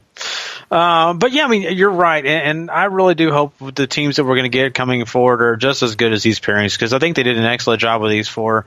It's kind of nice to see, like I said, Lana and Rusev be a team, to kind of have them play off them, being a couple, and you can't really do that with Miz and Maurice because Maurice isn't an active wrestler right now. But it's cool to see that there is a husband and wife couple here doing their thing. And I just recently watched the ride along with those two. Mm-hmm. And, boy, they get up close and personal with some of their stuff. I'm like, oh, my God, they shared that. But very titillating if you're fans of those people. But anyway, I think this is working out pretty well. It actually, just by these four, I'm kind of excited about this mixed match challenge, to be honest with you, Paul. And I'm trying to think how many more teams they need to announce. I'm trying to think, did they ever say a number? I can't remember for this mixed match. They don't have a number. They still have a list of people who are unpaired up. And I still don't know if they've actually selected the member of the New Day or the other choices from Raw, if I remember correctly. But I believe it starts on is it the 12th or the 20th? I can't remember. It's the 16th. I don't remember either. Sorry, 16th. Okay. So they still have some time to announce everything, and there's still a lot of people left unpaired. But the first one so far, it already looks like it's going to be loads of fun, and I hope that's kind of what they do. A lot of the segments that they release on Facebook and social media like that, they're just fun things of people sort of petitioning to be teamed with certain people. So I've been really enjoying it so far. It's been a nice distraction throughout the day. Yeah, exactly. And we'll be excited to get the rest of those announcements. It's just too bad that Paige and Xavier aren't on the same, same roster. I think WWE is going to stay well away from that. You're probably right. I could probably come up with a team name for them, but I'll leave that alone. Team Ride. Anyway, let's move on to other things that could be taking place in WWE, and that's the fact that Bobby Lashley is not far from ending his contract with Impact Wrestling. Mm-hmm. And WWE's maybe looking into signing him, putting him on their roster. Wow, I'll be honest with you, Paul. That's a little bit of a shocker for me because I didn't really know the WWE still had interest. That's the word that's sort of going around. I'm a little surprised by this too, right? I mean, you got a lot of other names around, and I wouldn't think Lashley would sort of be at the top of your hit list, but I mean, the dude has certainly found his stride in Impact, I think, and they found something that worked very well for him for a long time. And while they've sort of, I think, gotten away from that, I think that body of work still speaks very highly of him. So, I don't know. It's to me, I think this is going to be more dependent on whether Lashley thinks his MMA career is going to take him any further than what it has. So, it's certainly something to keep an eye on, and it's certainly only rumors at this point as well too, because I still think Lashley is around till the summer for Impact. But man, this is we talk a lot about Impact's change in direction, and I know WWE and Lashley didn't necessarily end on the best terms either, so lots of surprises happening. Yeah, very much so. And, there is room for him probably somewhere because I think he would do great if he was a part of SmackDown. I agree with that. I think he would be a huge name to kind of bring along some different storylines with guys that maybe he's never worked with, or even some people he has. And it's just a little bit, odd still, though, thinking of, like you said, the way he left the company and the fact that WWE is still looking at guys from Impact, because I kind of thought they were just kind of taking a few here and there just to do it, and they were just not going to do it anymore. And yet they're still looking, and that's fine. But it is what it is. I mean, we'll see. Bobby Lashley and WWE again, I have no problem with it. Just kind of weirds me out that they're even thinking about it. Right. Let's move on and talk a little Daniel Bryan. Daniel Bryan has been in, our thoughts because of the fact that, it's getting closer and closer to WrestleMania time. It's also the fact that we have him and Shane McMahon kind of feuding here a little bit. And could Daniel Bryan get in the ring with, Shane McMahon? Would he be able to face anybody? Is he even going to be cleared to wrestle? And we heard, I think it was last week or the week before, that Daniel Bryan wasn't cleared yet. The doctor still will not clear him. And Daniel Bryan recently came out and says he thinks if by the time, WrestleMania comes around and he is not wrestling, there's a slim chance he'll ever wrestle in WWE. And I think that says a lot. I think that also says a lot for Daniel Bryan and the thought process of him going forward with the company. What do you think is going on here, though, Paul? I mean, how do you feel about this? I think this is really interesting because we keep hearing a lot of flip-flopping, going back and forth between quote-unquote wrestling news sites. So, and while that is absolutely par for the course, and I don't want anybody listening to think that I'm under the persuasion that's just not the case, I think this sort of just gives you a great frame of mind for where Daniel Bryan is with the company. He's done a lot of interviews recently, and some of them he speaks to he's doing the part of the job in wrestling that he doesn't like to do the most, and that's talking and shilling merch and all that other stuff and not being out there sort of wrestling. And there have been a lot of other occasions where he said, everything that I thought was going to happen by me sticking around the business right now is happening. I have that itch. I want to get back in there. I have this huge need to get back in there and wrestle again. And he's had so many other doctors and he's going through so much therapy and sort of training to sort of be able to get back into ring shape and to be able to wrestle again. He said before he has a style that will work with his injuries in tow, and it just seems like WWE either doesn't want to take the chance or is so hesitant to the point that they'd rather play it safe than sorry. And if that's the case, then I almost say it works out to Daniel Bryan's advantage because he's got a longer amount of time to sort of rest up and heal up and keep getting into that shape that he wants to be in while still going out on the road and making money and everything like that to support his family.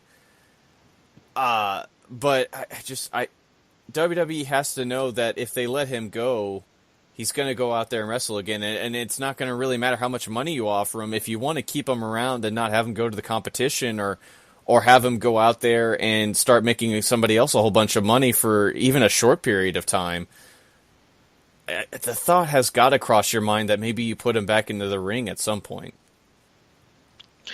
I'm right there with you, and I think they're thinking about all those things, but yet I still feel like the company as a whole are so terrified from all those reports that they got from the doctors at the beginning of this whole thing with Daniel Bryan, and they're still thinking about that, and they're still considering what if he gets in the ring and he's concussed again, and then he can't live like a normal life because his brain doesn't function, and it's our fault that we reneged on all the things that we said we were never going to let him do. We reneged because we were afraid he was going to go to another company, and now look what happened. Or do you cut your loss and say, it sucks, we love Daniel Bryan, we want him to be a part of this thing, but hey, if he just is not going to re-sign, goodwill, let him go. And then he goes and makes New Japan, Ring of Honor, wherever the heck he wants to go, tons of money because he will. Paul, Wrestle Kingdom next year, Daniel Bryan versus anybody Kenny Omega. is going to Kenny Omega. The whole Alpha versus Omega thing will be a nice thing in the past, but you'll have a read thing of that. It'll be Omega versus Danielson, right? They'll go back to his other name, and it'll be so much fun, and we'll all be pumped up. But that's the thing. WWE's thinking about those things. They have to consider them. So I have no idea. I have no idea how this is going to shake out. To be honest with you, Paul, I'm glad I don't have to make that decision. I really am. There's a very large part of me that is certainly going to be frightened for Daniel if I ever see him back into the ring. But I trust, you have to trust the guy to a point to know what his body is capable of, and not only that, but wanting him to be a happy person and do what he loves, and if he can make a shit ton of money while doing it, then even better, But if I was working in WWE, I would be on the side to clear him. Better he makes money for you, and if something bad happens, well, it's not like you haven't been in the press before for it. That is true. Look at the NFL. Ryan Shazier, linebacker for the Steelers. And I mention him all the time on this show, but that's for the fact that the same thing here. The NFL is always scared, these players are getting hurt, it's cutting down on youth football, and then we're going to lose money in the future. And then that happens, and it's like, oh, God, now what? And I think that's what Daniel Bryan and WWE is going to have to deal with once they do this. They're going to be saying, oh, God, what? No, please don't let that happen. But once again, you can't stop playing the game. You got to continue on, and I'm right there with you. I want to see Daniel Bryan succeed in WWE. Not that I don't want to see him face Kenny Omega. I'll be honest. I'll be right there with the rest of you guys cheering and excited. But I want to see him succeed in WWE because that's where his heart was and where he wanted to go and do big things. And so I hope he proves us all wrong. I really, really do. And we'll see. It's not far from us finding out. It's really not that far. I agree. So, well, moving past this, I mean, what's going on else that's kind of interesting is that WWE is still looking into signing even more talent. I know we just got to talk about Bobby Lashley a little bit here. And they're looking actually into someone else who is a big star on the independent circuit and someone who, they can really find themselves really getting behind in that person. Well, I'll mention the Enzo thing in a minute here. I just missed that. But Candice LeRae, I want to talk about that first. Candice LeRae has been someone that they saw in the Mae Young Classic, someone that they really kind of, had some interest in, but they never did anything just yet. This is kind of cool, the possibility of Candice LeRae actually joining up. I'm a huge fan of Candice LeRae. She is phenomenal in whatever fashion. Tag team wrestling, intergender wrestling, women's wrestling. She's just great. She's a great talent. I think they absolutely knew that she was basically going to be a home run signing after the Mae Young Classic, right? I think she was one of the loudest pops the entire tournament, which was phenomenal, and I'd love to see her in NXT. I think she'd do a lot of great things there. She has a ton of experience behind her too. She can go. Let's do it. Let's get her in there. Get her in there with hubby. Let's do it. Yeah, for sure. And I think that that's a big deal because, like, you were just mentioning, she's got a lot of people behind her. She's got a fan following. And so I think it's a pretty sweet deal. They're trying to make all these adjustments. They're shuffling people around. They're really trying to find ways to get bigger stars in the company. They're doing a great job of it. They really, really are. And so I'm really excited about it. I mean, we're seeing, sadly, some of the other stars on the roster really not flourish. I mean, Meltzer mentions Candice LeRae. This is great news. He also mentions that Bayley's pretty much on the outs with WWE. They're really just not into her anymore. So you worry about that situation at the same time as you get excited for people like Candice LeRae, So it's a yin and yang. It really is, man. I don't know how to explain it more than that. It's just, but I'm excited about Candice. I really, really am. And I think a lot of other people like yourself, Paul, are going to be excited to see what she can do. And I think Dakota Kai was recently spotted in NXT tapings. So there's lots of movement going around. This is exciting. Yeah, there's talk, too, that Rachel Ellering also might not be far behind Candice as far as the signing goes, too, which is kind of a big deal because that's sort of the flip side of the spectrum, right? Somebody who has a name, whose dad, of course, is currently working for the company, and Paul Ellering managing the Authors of Pain. She's still young. She's still only been in the business a couple of years, but she's another one with a big following, too, and I'd love to see her there. I think she'd fit in perfectly. Oh, I think so too. I'm surprised that has that already happened, to be honest with you, Paul. But there's probably reasons behind it, But I kind of the same with people like Toni Storm and Tessa Blanchard. Those are a couple names I keep thinking, why aren't they there yet? Yeah, I mean Toni Storm's 23 and she's just crushing it. So yeah, and once again, Blanchard's related to legends. Mm-hmm. So man, well, time will tell. Something else was going on here. Time will tell when Enzo Amore gets back in the ring. Well, once again, he was asked to leave. He actually showed up and ready for action, and WB said, hey, no, you're still sick. We're worried about this, and take the time off that you need because we've got other people over here on the SmackDown Live roster that are sick, and this is not becoming something we're enjoying. This is becoming more of a fear that we're going to lose more and more people because of being contagious. And so to avoid the possibility of Enzo being contagious and spreading disease, he is not wrestling. And I think that's a big part of why they're still not, at this point adding him to that mixed match challenge because I think they were kind of afraid that he wouldn't be ready or it'd be too quick to put him in there. So sad. I really wanted to see him team up with Nia Jax, but that's not going to happen. But man, this sickness stuff, man, Paul, and especially for Enzo, a guy that really needs to be on these shows, sucks. They just can't catch a break. WWE, we talked about this on our last episode as well, as why Enzo wasn't on TV this past week or anything like that, and at least we were sort of right in the thinking that they're trying to get as many sick people off the road. Like Braun Strowman got taken off the holiday tour because they thought he was sick with the flu too. People in the backstage of SmackDown this week apparently were also sick and had IVs hooked up to them, which is kind of frightening. But there is stuff going around, and WWE is sort of trying to just make it stop. So yeah, it's just interesting to me that this is sort of, nobody's immune. I guess is what's so interesting to me. You see these guys every week, and they just keep showing up on your TV every week, and suddenly people get sick, and maybe I just put this in here so people can expect card changes down the line too. But I don't know. This is just always one of the more intriguing things to me. It's just, hey guys, they're human too.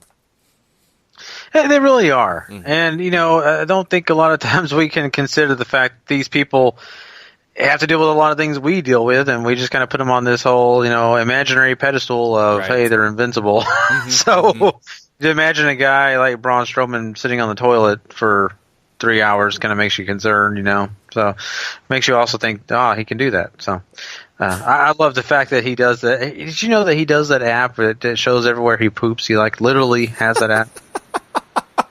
I love this guy even more now. That's hilarious. He does, and he got angry actually because some of his stops that he had pooped in the countries got deleted, and he threw a fit. So he's going to have to. Yeah, so that's probably how WB found out he was sick. They said, "Oh, your app shows you pooped 16 times in this country. I don't think we can allow you to be on the roster right now." Oh, wonderful. So yeah. Anyway, we'll move on past the sickness and the disturbing fact that I know about his poops. Let's talk about the Women of Honor, which is really, really something I'm looking forward to seeing how is handled this year in Ring of Honor. They're actually going to be doing their tournament. It'll be actually set up to begin on January 20th in Nashville. And Paul, this is interesting because it looks like a lot of good things are coming out of this, and we're really excited about it. It looks like we got about 16 people actually announced or at least set to be a part of this thing. Mm-hmm. Delirious apparently has recently, revealed a lot of stuff, and this is kind of cool, talking about, give us a little information. We even got Stardom involved in this. Yeah, so we knew Stardom was going to have some involvement when Mayu Iwatani showed up at Final Battle this last year for the championship tournament announcement. The field is confirmed to be 16. They've had a couple of qualifiers on their YouTube page and Women of Honor Wednesday and all that stuff. I don't... See, this is already kind of making me nervous because I don't think the 20th, the show in Nashville, is national TV tapings. I think it's just a show, which makes me think they're going to keep just putting this up on YouTube, which is kind of a little bit depressing. However, Delirious announced 4 people from Stardom will be confirmed in the tournament, one of which, of course, is Mayu Iwatani. You have Hana Kimura, Kagetsu, and HZK all participating in this as well. So I don't know. I'm excited.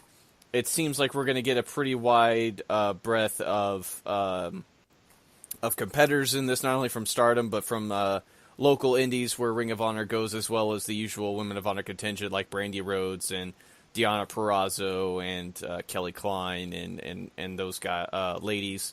I also think Madison Rayne is going to be in this tournament as well, which I believe we've talked about on here as well, which is kind of cool. So big. This is something hopefully that they will turn into a fixture on television. Although so far it's already a little bit depressing because, like I said, I don't think that Nashville stop is national TV tapings. Oh yeah.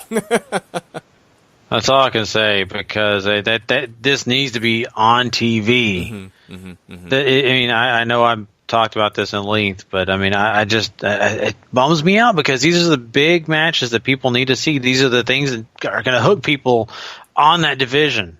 So, enough about my griping. I'm really disappointed if that's the case. Ring of Honor is also doing some other things that are kind of cool. They just recently revealed their new streaming service and the name of it is Honor Club. Yeah, there you go. So taking a little bit away from the Bullet Club and making it the Honor Club. And the tagline here is kind of interesting. It's basically, here's the tagline. It's more than a network. Oh, boy. Shots fired already. Oh, boy. We don't have a date yet. We just know a name that showed up on Ring of Honor TV this week during their Best of show. So, at least you know something big is coming, and that's better than just them sort of going off what Joe Koff had been saying and saying that something is in the works. It has a name. It has clearly it has a marketing direction now. Once we get, of course, more details, we will let you know for sure. But I'm kind of excited. I love talking Ring of Honor every week, and different ways to support these guys outside of paying for ringside membership, which is a bit of a bum deal. Although recently, at least with the live shows coming to Dallas, I've gotten a bit more use out of it. But it'll be nice to have a different way to sort of buy product, Oh, yeah, definitely. And I'm really looking forward to seeing what is all going to be included on that. I like Ring of Honor a lot. I'm like you said, Paul, I love covering it week in and week out. It's a blast to really delve into what they do in Ring of Honor. But I'm just going to waiting to see what they're going to offer on this thing. And I think WWE, if I was them, if shots were fired at me like this, I think I'd send back my tagline for the WWE Network. And that line would be, WWE Network, we pay for lighting. So, just saying. Sick burn? Yeah. I don't know. That was probably not even good. I just thought of that. My jokes sometimes don't always go over well, Paul. But anyway, listeners know where you're coming from. You always bag on Ring of Honor for the lighting. I know, it just amazes me. They got some cash, not a lot of it probably, but they got some cash. Well, let's talk about someone who is going to be doing some new things at a new place. Era Lucha just signed a new talent, and that talent is someone that I think is kind of interesting. Sammy Guevara is now part of that roster. So they signed a multi-year deal, so he really feels strongly about this place. Yeah, this is sort of interesting to me who Sammy is. For one, I'm more familiar with because he's come up in our backyard. Gary came up here in Dallas and around the Texas independent scene and has recently started going out on the road across the U.S., PWG. He's done Style Battle and Evolve and places like that.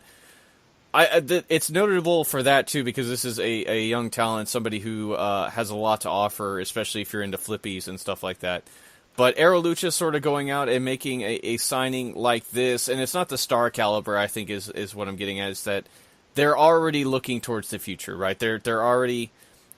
I assume they must feel very highly about how well their TV taping went, and are just sort of expecting that even maybe if that doesn't take off, since they've been touring around Texas, or going to tour around Texas this month, I think, that the company's going to keep going on in some way or fashion. So nice little news tidbit there, I guess, sort of keep Aero Lucha on your radar. Yeah, definitely. And you know what? You've got to make bold moves, I would say, when you're trying to start a company, right? And I think that's one of them. They're going to go ahead and say, we're going to be successful, and we're going to get talent to sign a deal to make them ours, to make sure that they know we're not just playing games and we're just kind of signing people here or there just for a date or two. No, we want you around for a long time, so here it is, and let's do it. So I think the little bit of a confidence in their tone here is good. Yeah. So, let's see what they do. Well, that is the rest of our quick hits for this week. Of course, next week we'll have more interesting things coming out, I'm sure. But for now, that's our news.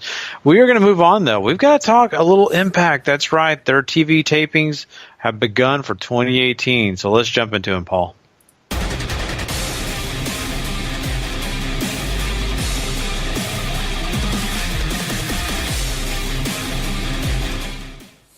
Yeah, Impact is back from their holiday break, and they have a show that they made a lot of matches for leading up to it, so I was a little bit more excited this week knowing that we had some good stuff on hand here. They open with Dan Lambert backstage with American Top Team, who he tells, you know what, guys? Take the night off. I got James Storm. All by myself. No big deal. All right. X Division title match opens the show proper. Trevor Lee defends against Taiji Ishimori. You have Caleb Conley out with his buddy, of course. And this was really good. I was very happy with what we got here. Ishimori hits the Dodon and the Big 450 to win. He is your new X Division champion, which if you read spoilers from back in early December, this has been known to you for a while. And he's already defended the title once in Pro Wrestling Noah since the title victory. So nice little thing there, too. But I found this very enjoyable. Didn't have a problem with anything going on here. Yeah, I didn't either. I think this was a match that really needed to happen because we need to see Ishimori get some big things coming out of what he's been doing because he has been really showcased. He's done a great job. And for him to get something out of it, it means a lot. And I think it means a lot to the viewers. So I'm really happy with this. The X Division is I think better for it. I really do think so. So let's see what he does. But you got to give credit to Trevor Lee, too. He really put in some good work here as well. But I'm really happy for Ishimori. Yeah, absolutely. In the post-match, too, Desmond Xavier comes out to issue a challenge to Ishimori for the X Division title, which is nice to finally at least see him get his title challenge for winning the Super X Cup at the end of last year. But that's something I'm really looking forward to seeing. I'm a big fan of Xavier's work, as well as Ishimori, so hopefully they get a chance to really go out there and blow some heads off. Yeah, I think you're right on that, and we need to see Xavier, really, still work on his promos a little bit. I was getting a little nervous he was starting to pull in his inner Jason Jordan, but I think he did a good job. So I'm excited about it, though. He is a great wrestler. Xavier is so much fun. Yeah. We go backstage to LAX's clubhouse. Conan basically trying to rile up the troops and cites the fireball attack that was at the end of the last episode of Impact before they went on break from Sami Callihan, which seemed to do the job. You have James Storm interviewed about his career versus career match with Dan Lambert this evening. He says he's ready to send him packing. And this leads us to our three-way Grand Championship match as EC3 takes on Matt Sydal and Fallah Bahh. This was fine. This was largely fine. EC3 wins via decision. I don't know if you necessarily needed Fallah Bahh in there. I thought Matt Sydal offered a nice little differing sort of style to the other two. I don't know. I didn't feel as invested as maybe as I like to be in EC3's work or matches. And this was just sort of, it happened. It was a thing. Paul, that feeling that you're feeling now is how I felt for the past... how long has EC3 held that title? Yeah. Yeah, it has. And I think all the extravagant opportunities for EC3 have went out the window ever since I think Carter left, right? Dixie. Mm-hmm. So I'm not bagging on EC3. I think he's great. I think he has something. I just don't think that they're ready to put him into something really important. And I don't like this title. I say it all the time. Not going to continue on bagging on it. I like Fallah Bahh. I know it's funny you said he didn't need to be in the match, but to me, he at least adds something that I would care about because, to be honest with you, I don't care about this title. Mm-hmm. And Matt Sydal, as entertaining he is, and as great as this guy is, I'm just not really super behind him either. So this was just, like you said, very fair, but I just thought it was because I hate this title. The work's good. I'm not particularly intrigued by this feud, unfortunately. Even though it's had its good moments between EC3 and Matt Sydal, Fallah Bahh just felt sort of tacked on. So, yeah, he is, but he's still, I don't know. He just brings something. He's entertaining for some reason to me. Maybe it's just his size. I love to see this guy move around. We get a Johnny Impact hype video after that. Moose shows up during the break and gets attacked by KM. And then we go to Allie, who's interviewed about becoming the number one contender for the Knockouts title. and sort of puts over the fact that, she never thought she would be here again. The last time she won was an accident, all this other stuff. She brings up the fact that Gail Kim believes in her, and she believes she's just getting started, and this is when Laurel Van Ness shows up and beats her down. Which leads us, Gary, into my absolute favorite part of this show, and that's James Storm getting his butt kicked for 3.5 minutes before Dan Lambert comes in to send him packing. Oh, you couldn't wait to get to that. You flew right through poor, now I'm blanking on her name now. You just said it, and I'm thinking, Allie, Allie, thank you. I'm under a brain fart, man. You got me all thinking about James Storm. Laurel Van Ness, beating her up and all that. It makes sense and all that, but it's kind of interesting. They really didn't have a lot for the knockouts on this episode, but you can't always do it. I get it, but kind of interesting. At least they added something here. Yeah. Yes. Okay. So we'll move on to your favorite part. Once again, Dan Lambert, they make fun of the wrestling, they make fun of Impact, they do all this stuff, they attack everybody. It's kind of funny to me that no one shows up to help Lance Storm. They all clap for him after he gets back in the back. Oh, good job, you lost! Oh, yeah, we love you, James. We weren't willing to go out there, sorry. So I don't know if I like that, Paul. I thought maybe I missed something. I was like, did I miss something where no one was allowed to come to ringside except for America's Top Team? Yeah, I don't know any of that. I'm extremely bent on the hating James Storm train. So, there's a lot here that if I'm taking a very impartial look at, is just sort of lame, right? Dan Lambert comes out. They don't even really do anything because here comes American Top Team to jump him. Lashley beats him up a whole bunch. They hit him over the head with beer bottles. It's an extended beatdown. James Storm gets the promo at the end, gets to call his family and tell him he's coming home, all this other stuff. It's the going home part is a nice bit of classy send-off. I think the way they executed the match, and it's not like this needed, this should have been what it was, right, is if you're going to exit James this way, but, I don't know if it needed to be 3.5 minutes, right? I feel like you could have got Lashley hitting his stuff, the beer bottles, all that in, and maybe, a minute and a half, and then that's all she wrote. So I don't know. Maybe just anticlimactic and maybe kind of lame, but I felt like this was the only way you could do it with the way the booking went. Well, yeah, because America's Top Team and all that stuff with Dan Lambert, to me, it's all lame. But here's the thing. I kind of felt like this reminded me of something that I really hated in history. And I thought back and I knew what it was. Chris Jericho in hockey gear taking out Ken Shamrock and sending him packing. I thought that was the most silliest thing I've ever seen. And I love Chris Jericho, and I love Ken Shamrock too. And I thought that was the lamest send-off. I thought it was the dumbest thing. And then here we are again. Yeah, poor James Storm, but whatever. He should, to me, if he goes out, he should have won out, losing to a young guy passing the torch situation. But it is what it is. And I didn't know who he was talking to on the phone as he exits. I honestly thought it's got to be one of two people. Angle or Bryan. Daniel Bryan and Kurt Angle spend all their time on their phone.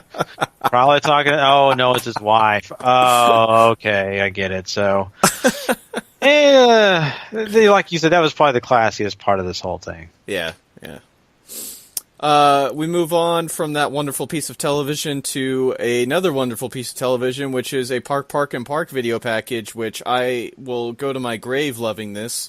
And then you have Chandler Park here taking on John Bolin, and this is very much just here to sort of get Chandler over, even though Bolin sort of kicks the crap out of him for a little bit here.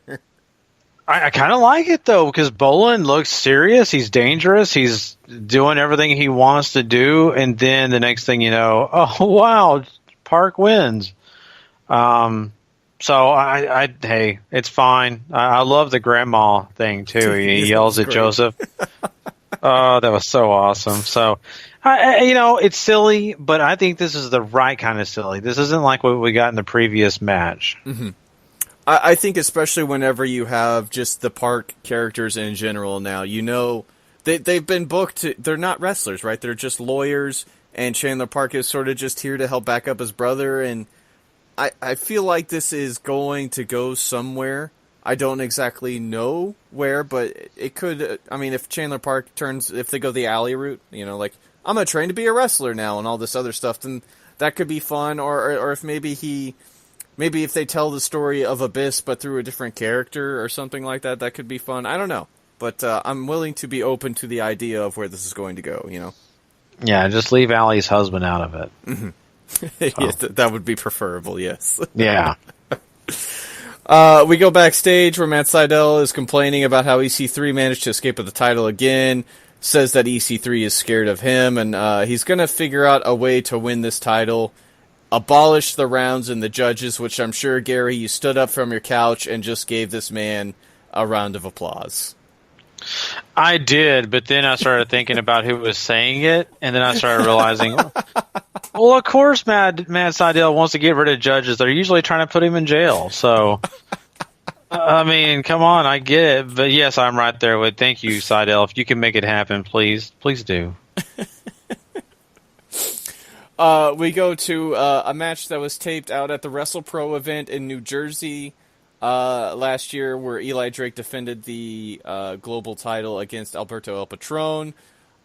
This is clipped. You get a lot of sort of brawling on the outside before they end up back in the ring with some cool exchanges and stuff where Eli ends up retaining the title.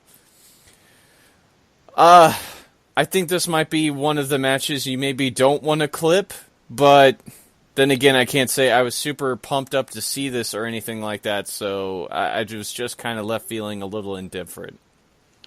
I think so, and for the fact that you knew the title wasn't going to change hands here. Right.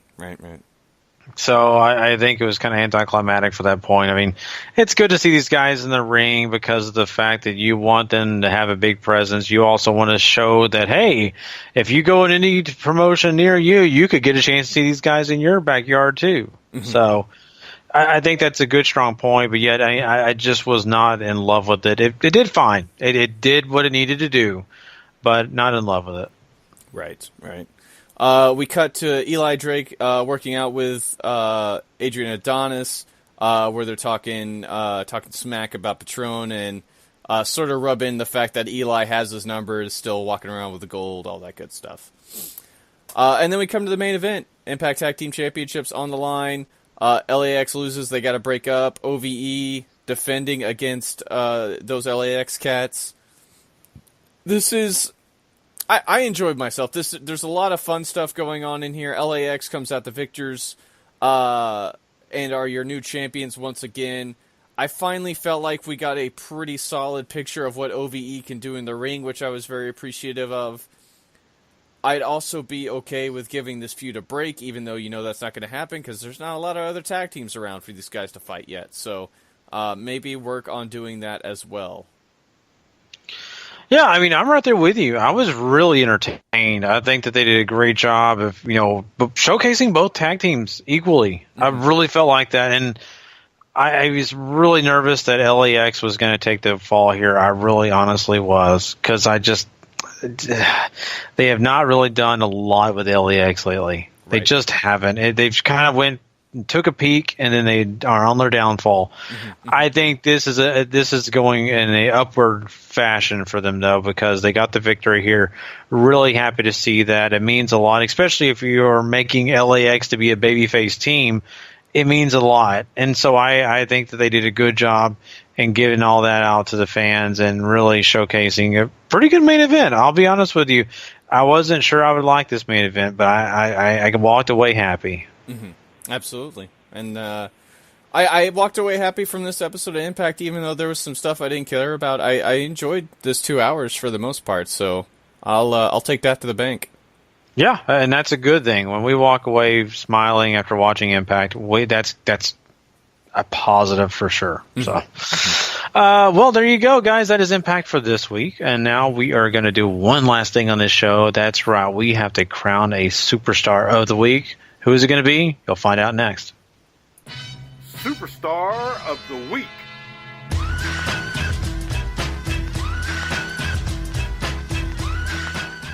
Go for it, Gary. All right, well, let's start out with that 1 point we got to give out. And boy, this is a tough week because, of course, Wrestle Kingdom took place. But we got to give 1 point out to one guy that we were really impressed with, Kota Ibushi. I mean, really, this point could just be given to Kota because he almost died, or because he won the match. I think it's dealer's choice. But Cody and Kota, put on a great match. Ibushi comes out the winner. Can't wait to see where this victory takes him, as well as the little smack talk that Cody gave him about maybe loving him more than Kenny. Yeah, I love that too. I'm sorry, that was such a great moment. It's great boy. Stuff. Yeah, I definitely agree with you wholeheartedly. Kota Ibushi, great job. 2 points. We're going to be giving those over to Will Ospreay. Yeah, Ospreay wins the IWGP Junior Heavyweight Championship back from his vaunted rival, Marty Scurll.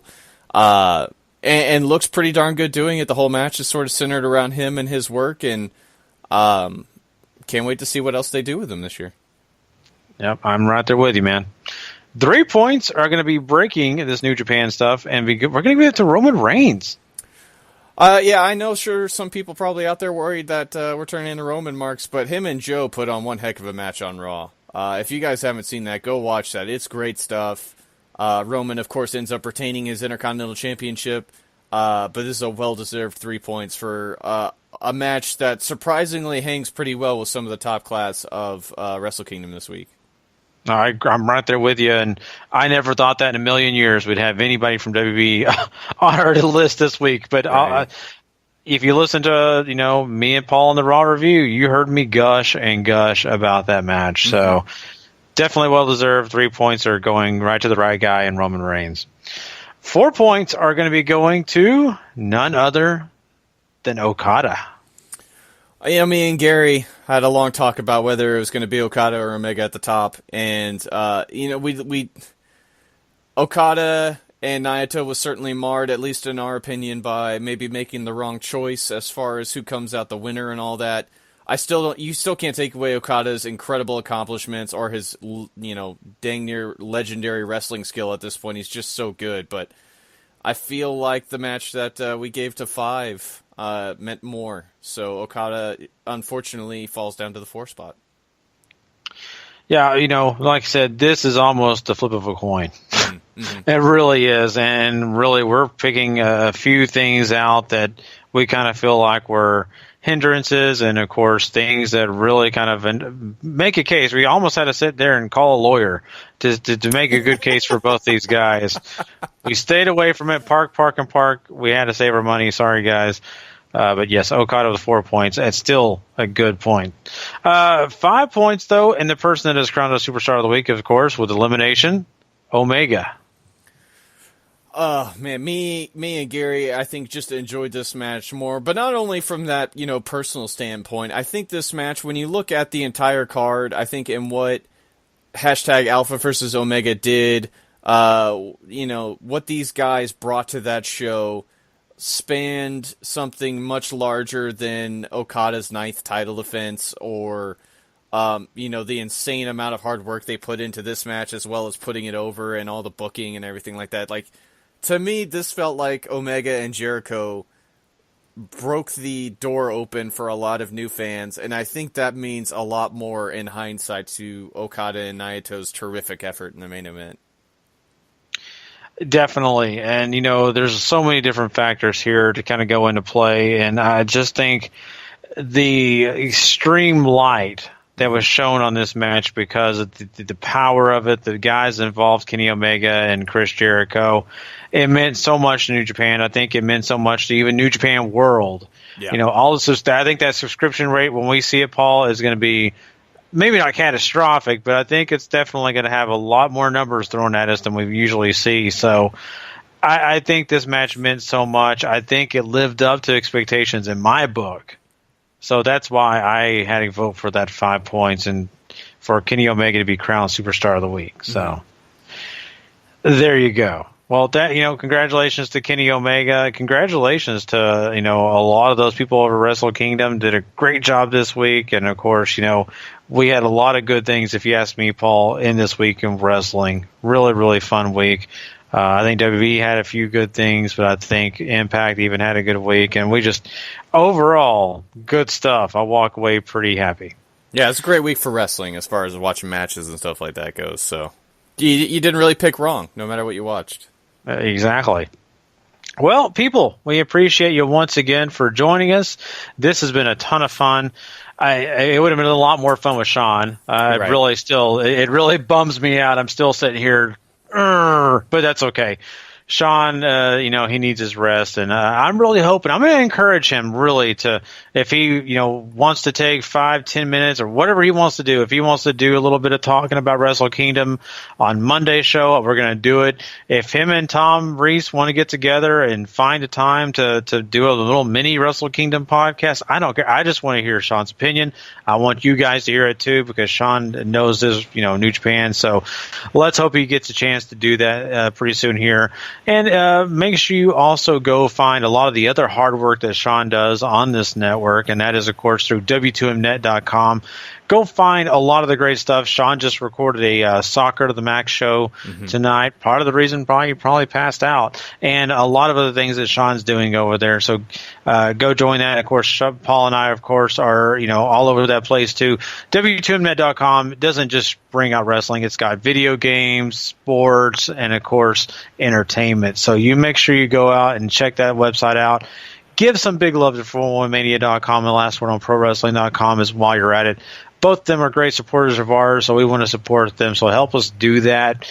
Subscribe, rate, and review over at Wrestling to the Max and the W2M Network. We appreciate you if you've already done it. But if you haven't, please give us your feedback. We love it. Every time we get a little piece of feedback from someone, it means a lot to us. And when we see those ratings, hey, it also gives us a little pep in our step. So make sure you do that if you haven't.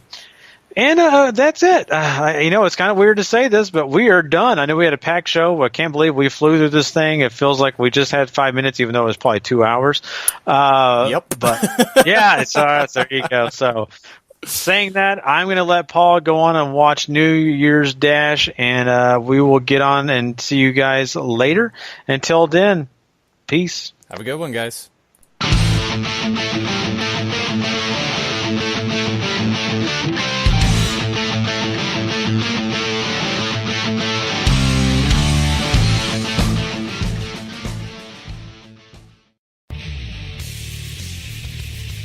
The previous podcast is a W2Mnet.com original podcast.